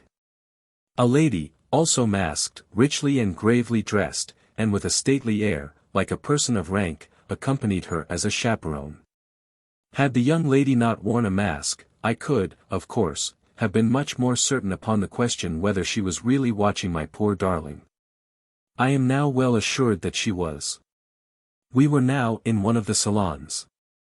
My poor dear child had been dancing, and was resting a little in one of the chairs near the door. I was standing near. The two ladies I have mentioned had approached, and the younger took the chair next my ward, while her companion stood beside me, and for a little time addressed herself, in a low tone, to her charge.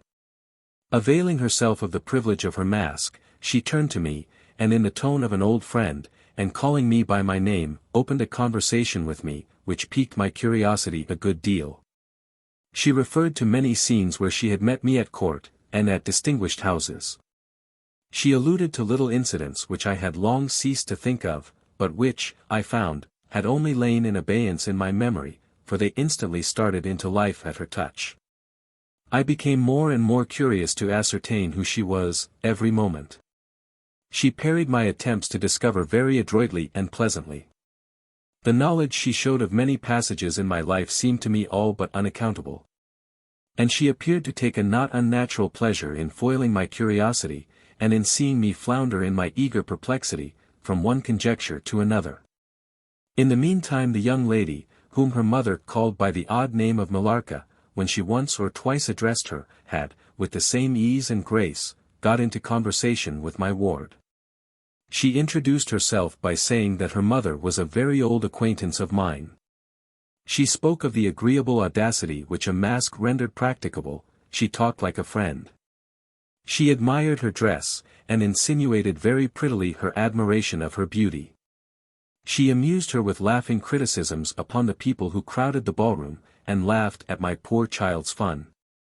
She was very witty and lively when she pleased, and after a time they had grown very good friends, and the young stranger lowered her mask, displaying a remarkably beautiful face. I had never seen it before, neither had my dear child. But though it was new to us, the features were so engaging, as well as lovely, that it was impossible not to feel the attraction powerfully. My poor girl did so. I never saw anyone more taken with another at first sight, unless, indeed, it was the stranger herself, who seemed quite to have lost her heart to her. In the meantime, availing myself of the license of a masquerade, I put not a few questions to the elder lady. "You have puzzled me utterly," I said, laughing. Is that not enough? Won't you, now, consent to stand on equal terms, and do me the kindness to remove your mask? Can any request be more unreasonable? She replied.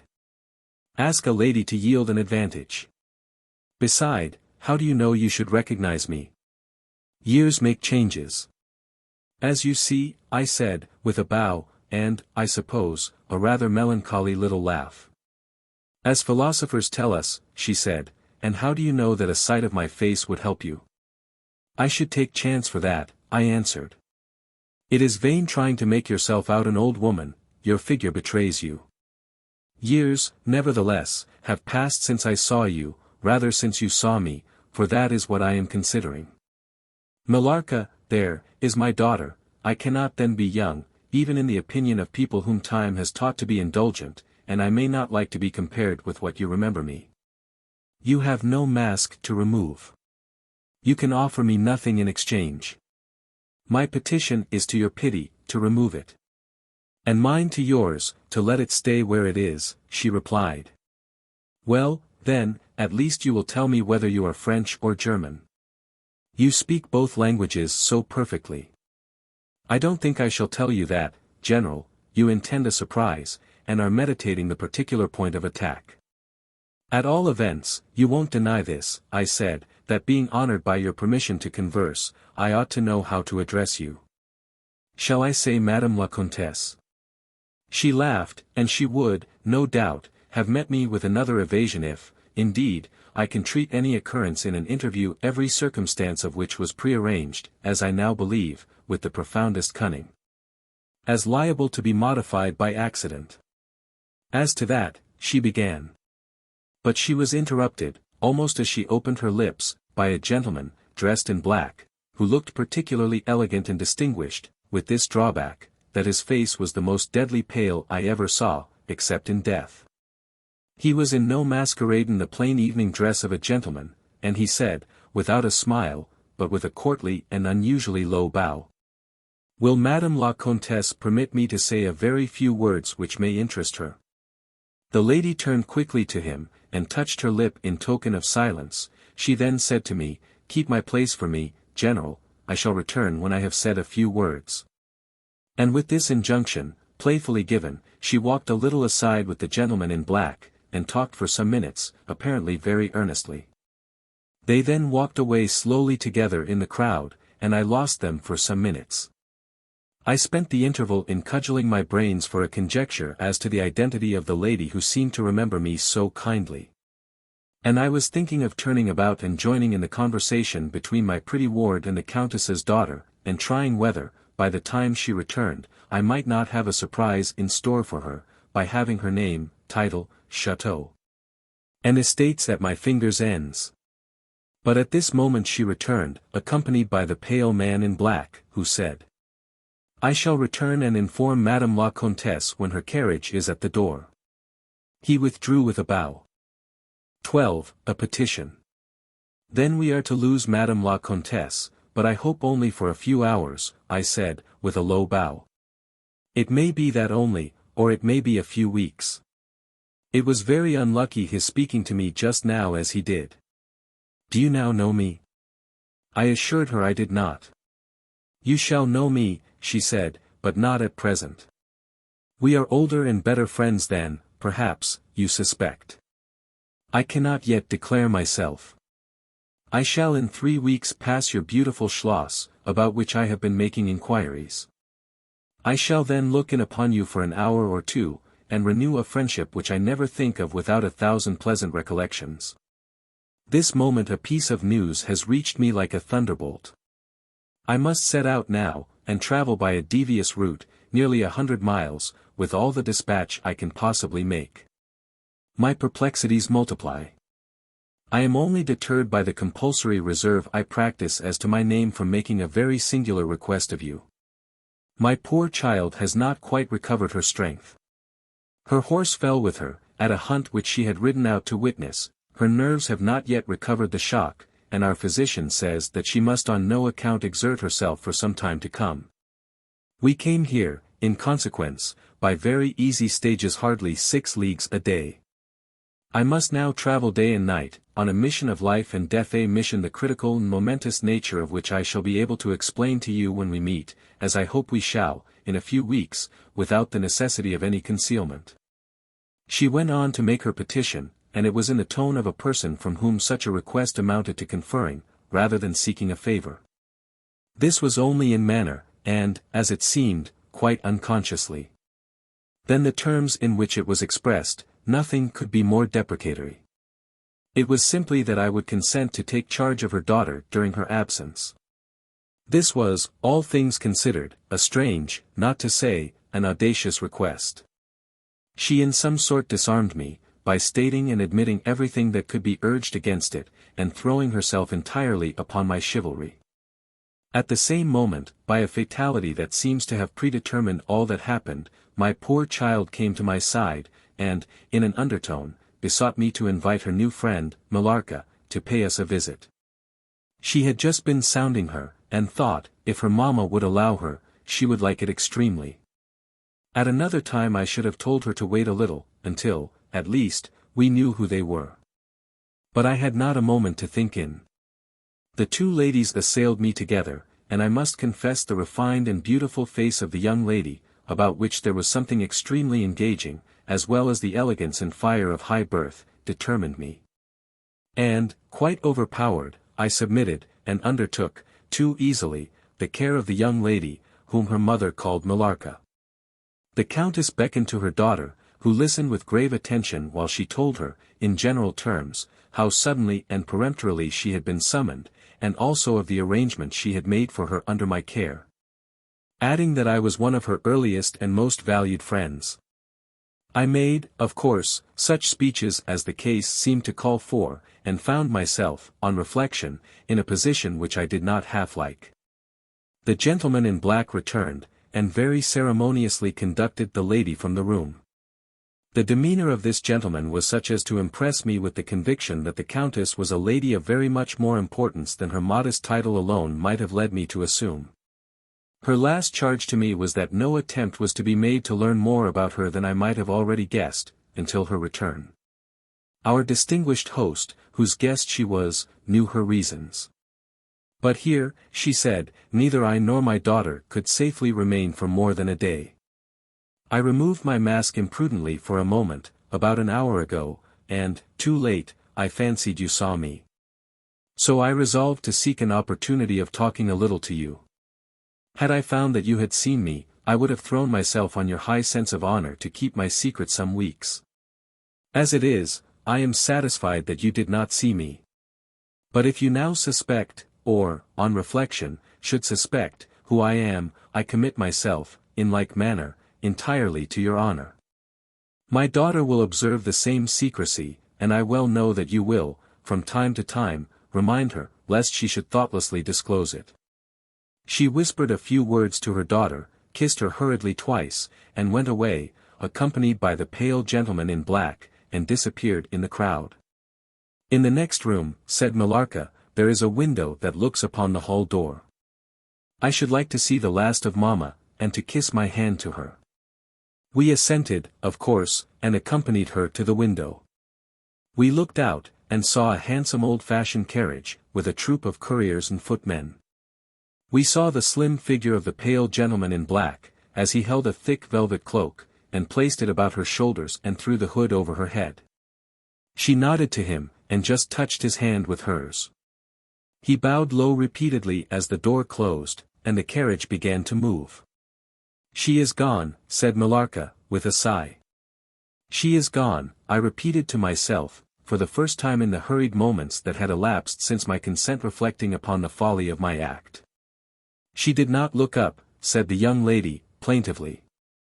The Countess had taken off her mask, perhaps, and did not care to show her face, I said, and she could not know that you were in the window. She sighed, and looked in my face. She was so beautiful that I relented. I was sorry I had for a moment repented of my hospitality, and I determined to make her amends for the unavowed churlishness of my reception. The young lady, replacing her mask, joined my ward in persuading me to return to the grounds, where the concert was soon to be renewed. We did so, and walked up and down the terrace that lies under the castle windows. Millarca became very intimate with us, and amused us with lively descriptions and stories of most of the great people whom we saw upon the terrace. I liked her more and more every minute. Her gossip, without being ill-natured, was extremely diverting to me, who had been so long out of the great world. I thought what life she would give to our sometimes lonely evenings at home. This ball was not over until the morning sun had almost reached the horizon. It pleased the Grand Duke to dance till then, so loyal people could not go away, or think of bed. We had just got through a crowded saloon, when my ward asked me what had become of Millarca. I thought she had been by her side, and she fancied she was by mine. The fact was, we had lost her. All my efforts to find her were vain. I feared that she had mistaken, in the confusion of a momentary separation from us, other people for her new friends, and had, possibly, pursued and lost them in the extensive grounds which were thrown open to us. Now, in its full force, I recognized a new folly in my having undertaken the charge of a young lady without so much as knowing her name. And fettered as I was by promises, of the reasons for imposing which I knew nothing, I could not even point my inquiries by saying that the missing young lady was the daughter of the countess who had taken her departure a few hours before. Morning broke. It was clear daylight before I gave up my search. It was not till near 2 o'clock next day that we heard anything of my missing charge. At about that time a servant knocked at my niece's door, to say that he had been earnestly requested by a young lady, who appeared to be in great distress, to make out where she could find the General Baron Spielsdorf and the young lady his daughter, in whose charge she had been left by her mother. There could be no doubt, notwithstanding the slight inaccuracy, that our young friend had turned up, and so she had. Would to heaven we had lost her. She told my poor child a story to account for her having failed to recover us for so long. Very late, she said, she had got to the housekeeper's bedroom in despair of finding us, and had then fallen into a deep sleep which, long as it was, had hardly sufficed to recruit her strength after the fatigues of the ball. That day Millarca came home with us. I was only too happy, after all, to have secured so charming a companion for my dear girl. 13. The Woodman. There soon, however, appeared some drawbacks. In the first place, Millarca complained of extreme languor, the weakness that remained after her late illness, and she never emerged from her room till the afternoon was pretty far advanced. In the next place, it was accidentally discovered, although she always locked her door on the inside, and never disturbed the key from its place till she admitted the maid to assist at her toilet, that she was undoubtedly sometimes absent from her room in the very early morning, and at various times later in the day, before she wished it to be understood that she was stirring. She was repeatedly seen from the windows of the Schloss, in the first faint grey of the morning, walking through the trees, in an easterly direction, and looking like a person in a trance. This convinced me that she walked in her sleep. But this hypothesis did not solve the puzzle. How did she pass out from her room, leaving the door locked on the inside? How did she escape from the house without unbarring door or window? In the midst of my perplexities, an anxiety of a far more urgent kind presented itself. My dear child began to lose her looks and health, and that in a manner so mysterious, and even horrible, that I became thoroughly frightened. She was at first visited by appalling dreams, then, as she fancied, by a spectre, sometimes resembling Millarca, sometimes in the shape of a beast, indistinctly seen, walking round the foot of her bed, from side to side. Lastly came sensations. One, not unpleasant, but very peculiar, she said, resembled the flow of an icy stream against her breast. At a later time, she felt something like a pair of large needles pierce her, a little below the throat, with a very sharp pain. A few nights after, followed a gradual and convulsive sense of strangulation, then came unconsciousness. I could hear distinctly every word the kind old general was saying. Because by this time we were driving upon the short grass that spreads on either side of the road as you approach the roofless village which had not shown the smoke of a chimney for more than half a century. You may guess how strangely I felt as I heard my own symptoms so exactly described in those which had been experienced by the poor girl who, but for the catastrophe which followed, would have been at that moment a visitor at my father's chateau. You may suppose, also, how I felt as I heard him detail habits and mysterious peculiarities which were, in fact, those of our beautiful guest, Carmilla. A vista opened in the forest. We were on a sudden under the chimneys and gables of the ruined village, and the towers and battlements of the dismantled castle, round which gigantic trees are grouped, overhung us from a slight eminence.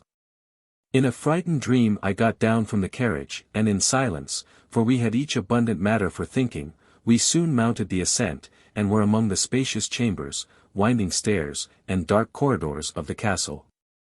And this was once the palatial residence of the Karnsteins, said the old general at length, as from a great window he looked out across the village, and saw the wide, undulating expanse of forest. It was a bad family, and here its blood-stained annals were written, he continued. It is hard that they should, after death, continue to plague the human race with their atrocious lusts. That is the chapel of the Karnsteins, down there. He pointed down to the grey walls of the Gothic building partly visible through the foliage, a little way down the steep. And I hear the axe of a woodman, he added, busy among the trees that surround it. He possibly may give us the information of which I am in search, and point out the grave of Mircalla, Countess of Karnstein. These rustics preserve the local traditions of great families, whose stories die out among the rich and titled so soon as the families themselves become extinct. We have a portrait, at home, of Mircalla, the Countess Karnstein. Should you like to see it? Asked my father. Time enough, dear friend, replied the general. I believe that I have seen the original. And one motive which has led me to you earlier than I at first intended, was to explore the chapel which we are now approaching. What? See the Countess Mircalla, exclaimed my father, why, she has been dead more than a century. Not so dead as you fancy, I am told, answered the general. I confess, general, you puzzle me utterly, replied my father, looking at him, I fancied, for a moment with a return of the suspicion I detected before. But although there was anger and detestation, at times, in the old general's manner, there was nothing flighty. There remains to me, he said, as we passed under the heavy arch of the Gothic church, for its dimensions would have justified its being so styled, but one object which can interest me during the few years that remain to me on earth. And that is to wreak on her the vengeance which, I thank God, may still be accomplished by a mortal arm. What vengeance can you mean? Asked my father, in increasing amazement. I mean, to decapitate the monster, he answered, with a fierce flush, and a stamp that echoed mournfully through the hollow ruin, and his clenched hand was at the same moment raised, as if it grasped the handle of an axe, while he shook it ferociously in the air. What? Exclaimed my father, more than ever bewildered. To strike her head off. Cut her head off. Aye, with a hatchet, with a spade, or with anything that can cleave through her murderous throat.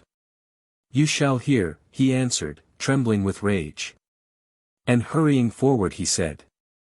That beam will answer for a seat, your dear child is fatigued, let her be seated, and I will, in a few sentences, close my dreadful story. The squared block of wood, which lay on the grass-grown pavement of the chapel, formed a bench on which I was very glad to seat myself, and in the meantime the general called to the woodman, who had been removing some boughs which leaned upon the old walls. And, axe in hand, the hardy old fellow stood before us. He could not tell us anything of these monuments. But there was an old man, he said, a ranger of this forest, at present sojourning in the house of the priest, about 2 miles away, who could point out every monument of the old Karnstein family. And, for a trifle, he undertook to bring him back with him, if we would lend him one of our horses, in little more than half an hour. Have you been long employed about this forest? Asked my father of the old man.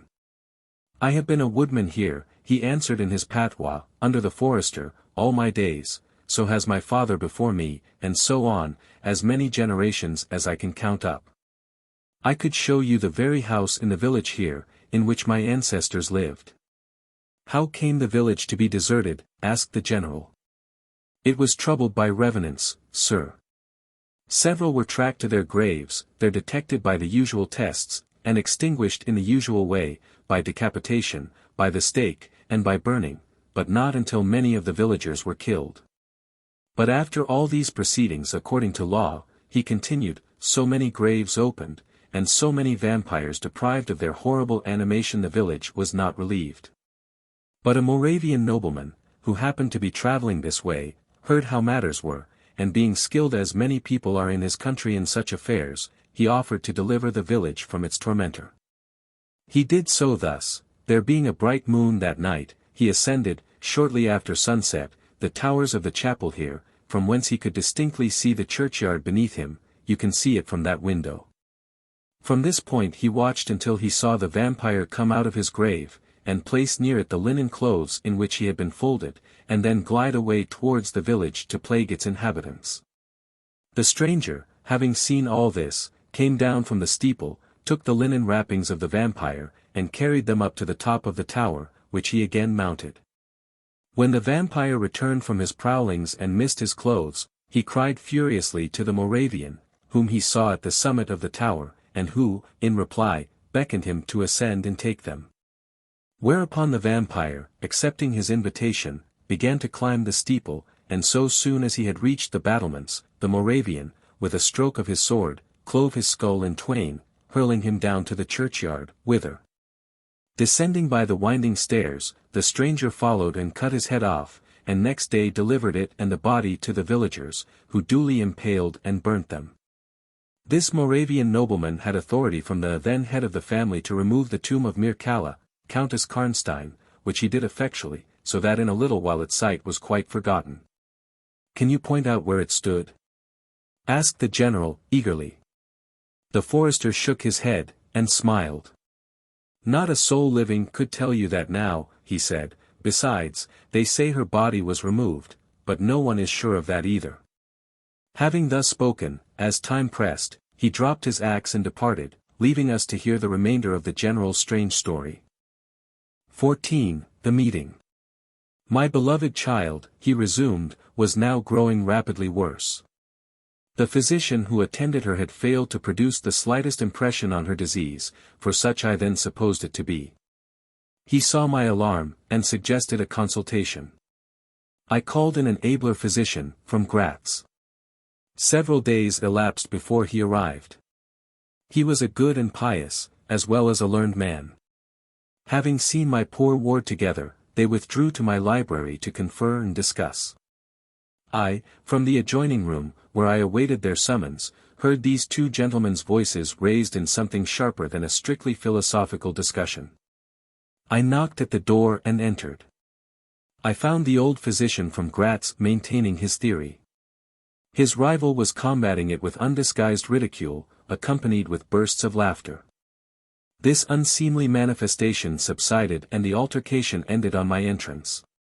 "Sir," said my first physician, "my learned brother seems to think that you want a conjurer, and not a doctor." "Pardon me," said the old physician from Graz, looking displeased, "I shall state my own view of the case in my own way another time. I grieve, Monsieur le General, that by my skill and science I can be of no use. Before I go I shall do myself the honor to suggest something to you." He seemed thoughtful, and sat down at a table and began to write. Profoundly disappointed, I made my bow, and as I turned to go, the other doctor pointed over his shoulder to his companion who was writing, and then, with a shrug, significantly touched his forehead. This consultation, then, left me precisely where I was. I walked out into the grounds, all but distracted. The doctor from Graz, in 10 or 15 minutes, overtook me. He apologized for having followed me, but said that he could not conscientiously take his leave without a few words more. He told me that he could not be mistaken, no natural disease exhibited the same symptoms, and that death was already very near. There remained, however, a day, or possibly 2, of life. If the fatal seizure were at once arrested, with great care and skill her strength might possibly return. But all hung now upon the confines of the irrevocable. One more assault might extinguish the last spark of vitality which is, every moment, ready to die. And what is the nature of the seizure you speak of? I entreated. I have stated all fully in this note, which I place in your hands upon the distinct condition that you send for the nearest clergyman, and open my letter in his presence, and on no account read it till he is with you.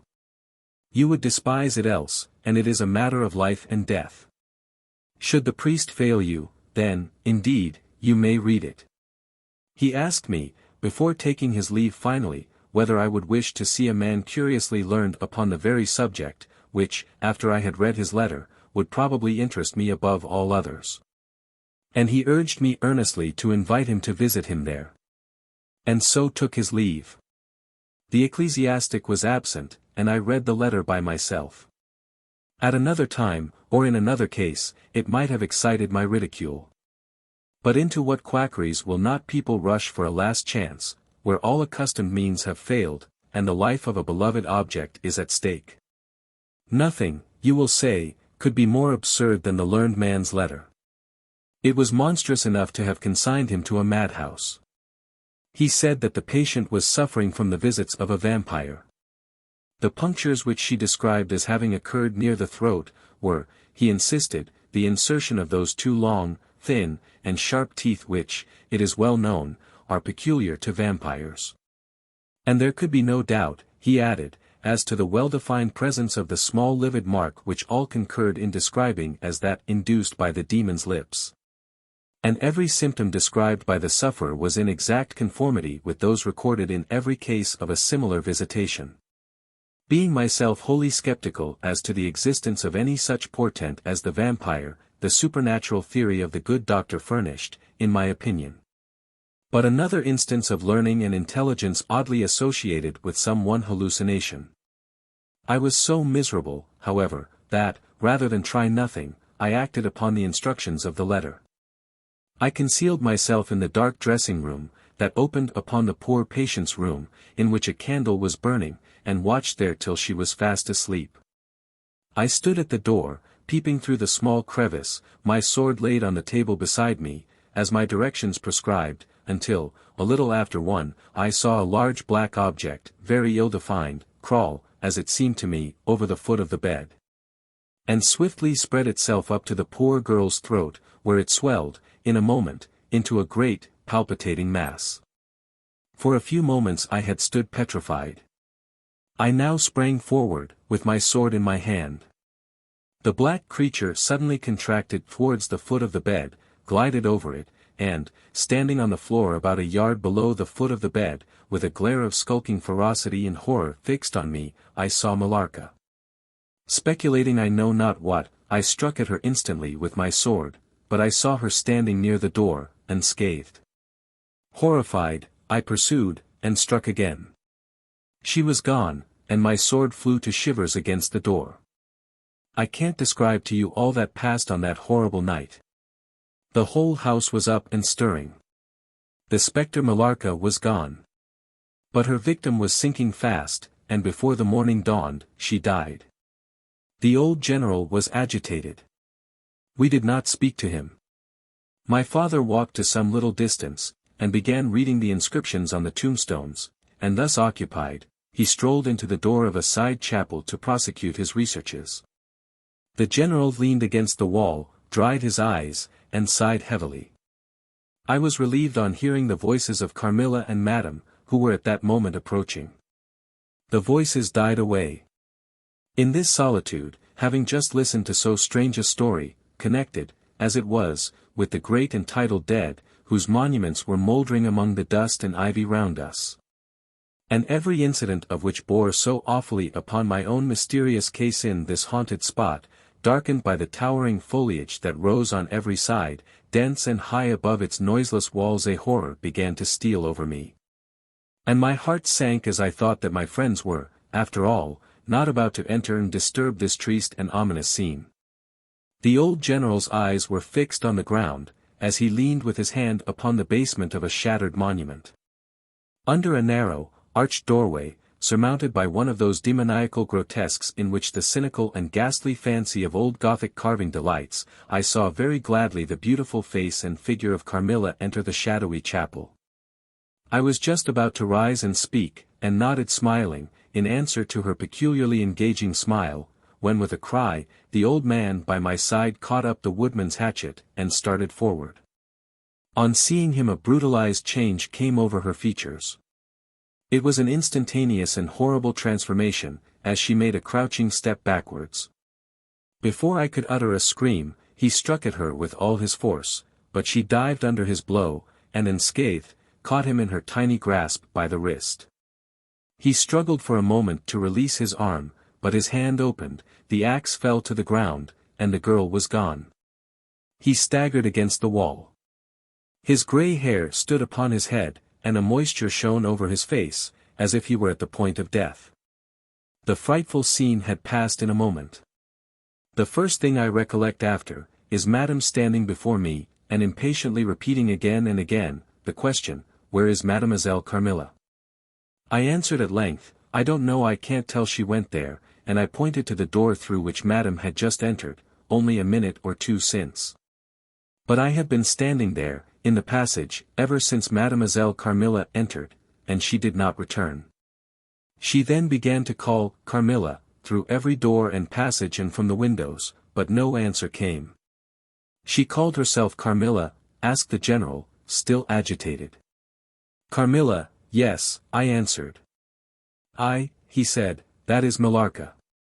That is the same person who long ago was called Mircalla, Countess Karnstein. Depart from this accursed ground, my poor child, as quickly as you can. Drive to the clergyman's house, and stay there till we come. Begone. May you never behold Carmilla more, you will not find her here." 15. Ordeal and Execution. As he spoke, one of the strangest-looking men I ever beheld entered the chapel at the door through which Carmilla had made her entrance and her exit.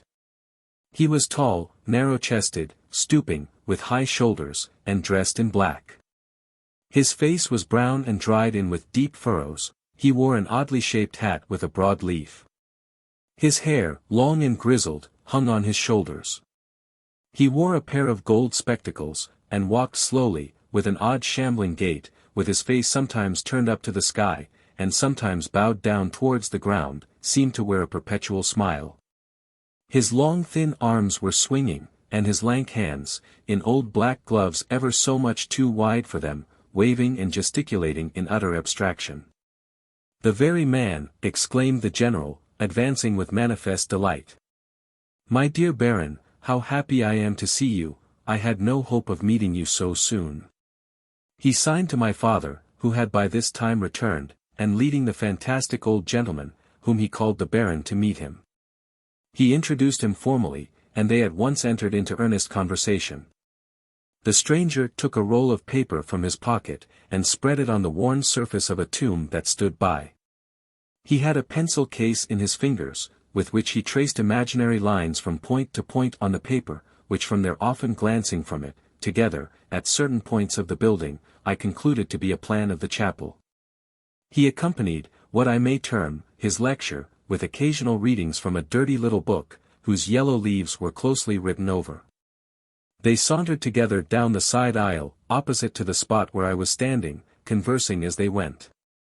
Then they began measuring distances by paces, and finally they all stood together, facing a piece of the sidewall, which they began to examine with great minuteness.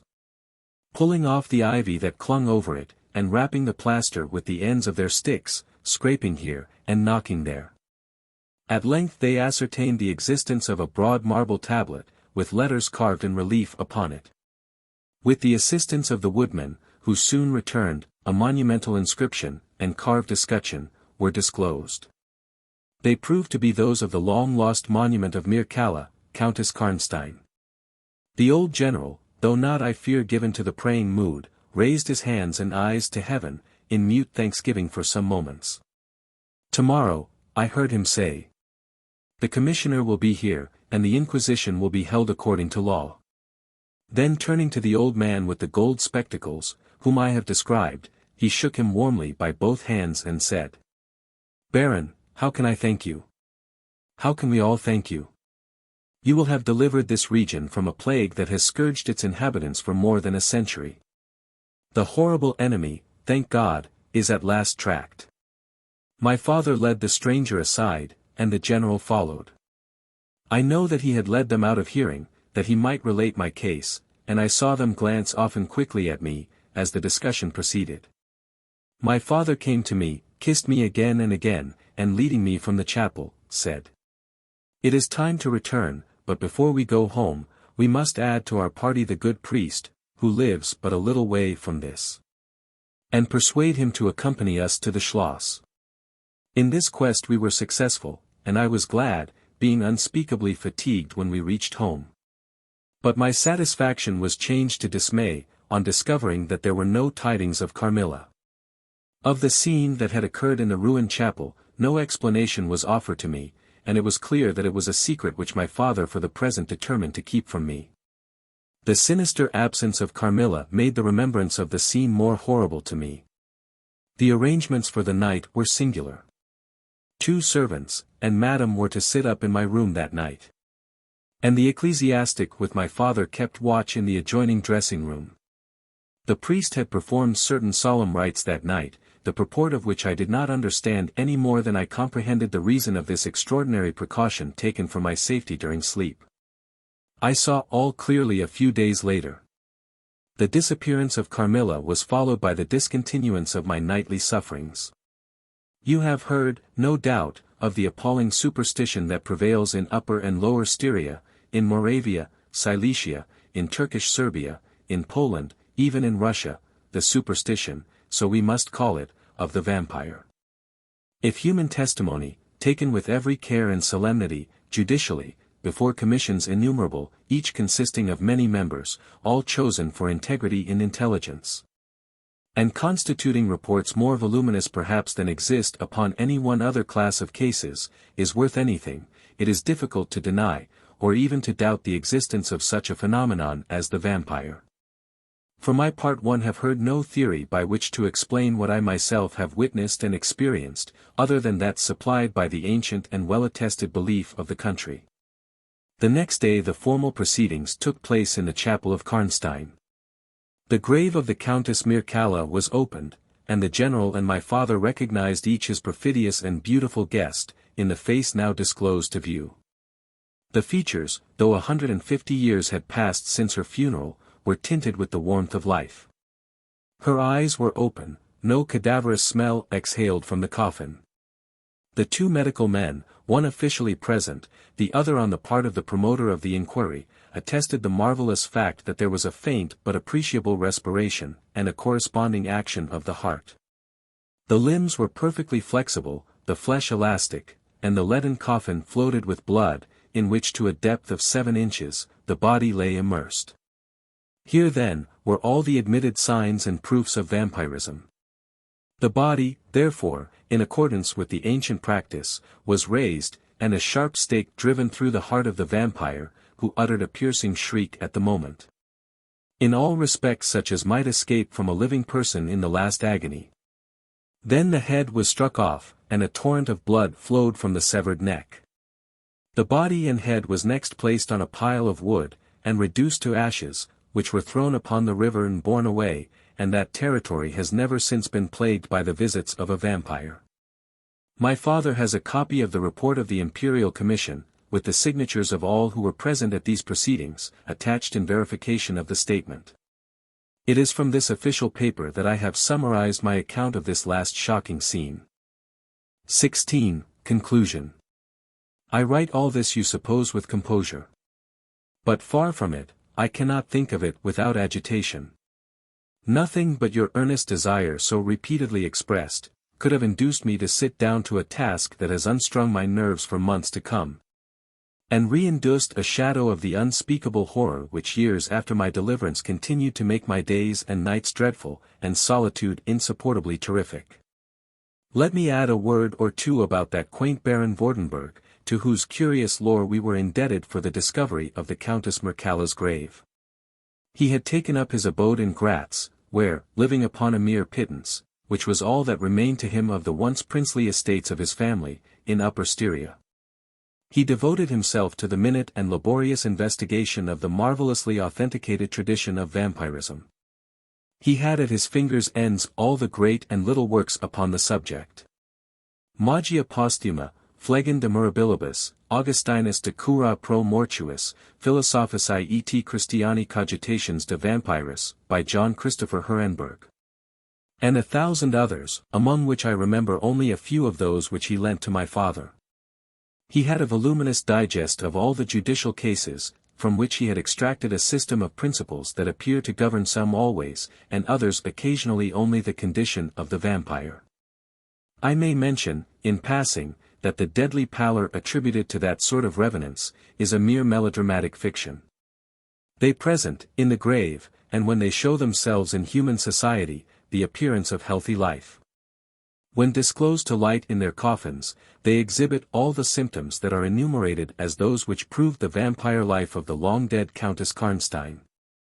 How they escape from their graves and return to them for certain hours every day, without displacing the clay or leaving any trace of disturbance in the state of the coffin or the cerements, has always been admitted to be utterly inexplicable. The amphibious existence of the vampire is sustained by daily renewed slumber in the grave. Its horrible lust for living blood supplies the vigor of its waking existence.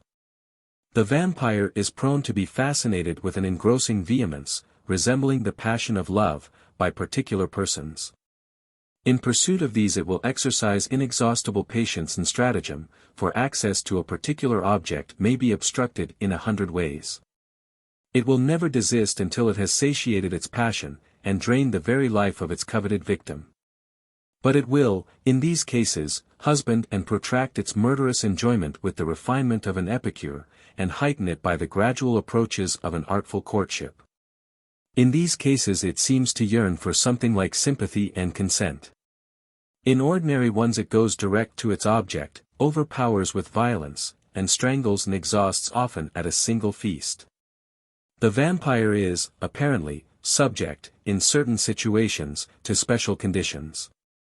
In the particular instance of which I have given you a relation, Mircalla seemed to be limited to a name which, if not her real one, should at least reproduce, without the omission or addition of a single letter, those, as we say, anagrammatically, which compose it.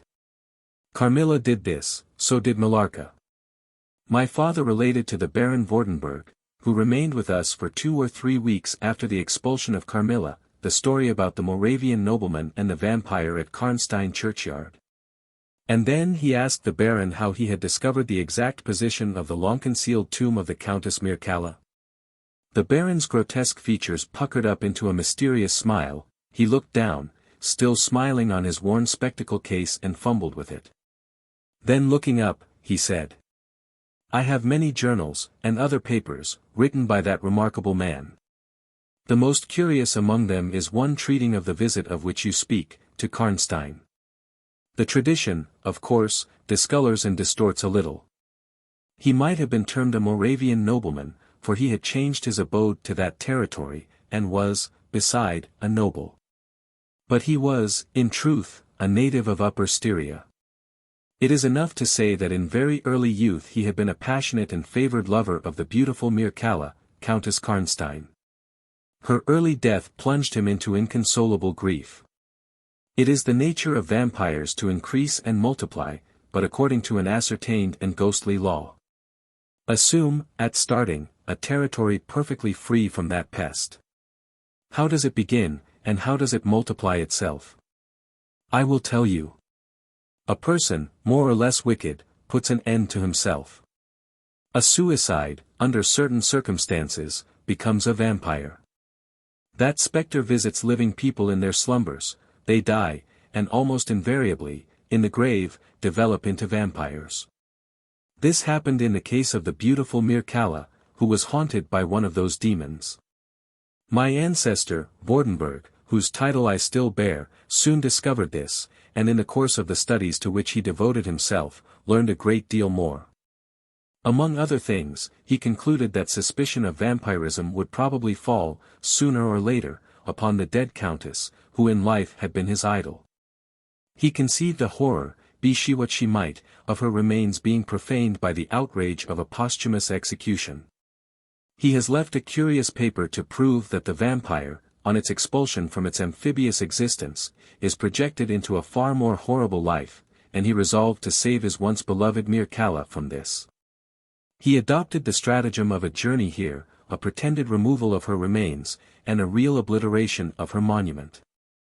When age had stolen upon him, and from the veil of years, he looked back on the scenes he was leaving, he considered, in a different spirit, what he had done, and a horror took possession of him.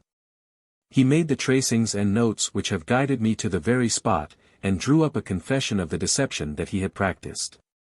If he had intended any further action in this matter, death prevented him. And the hand of a remote descendant has, too late for many, directed the pursuit to the lair of the beast.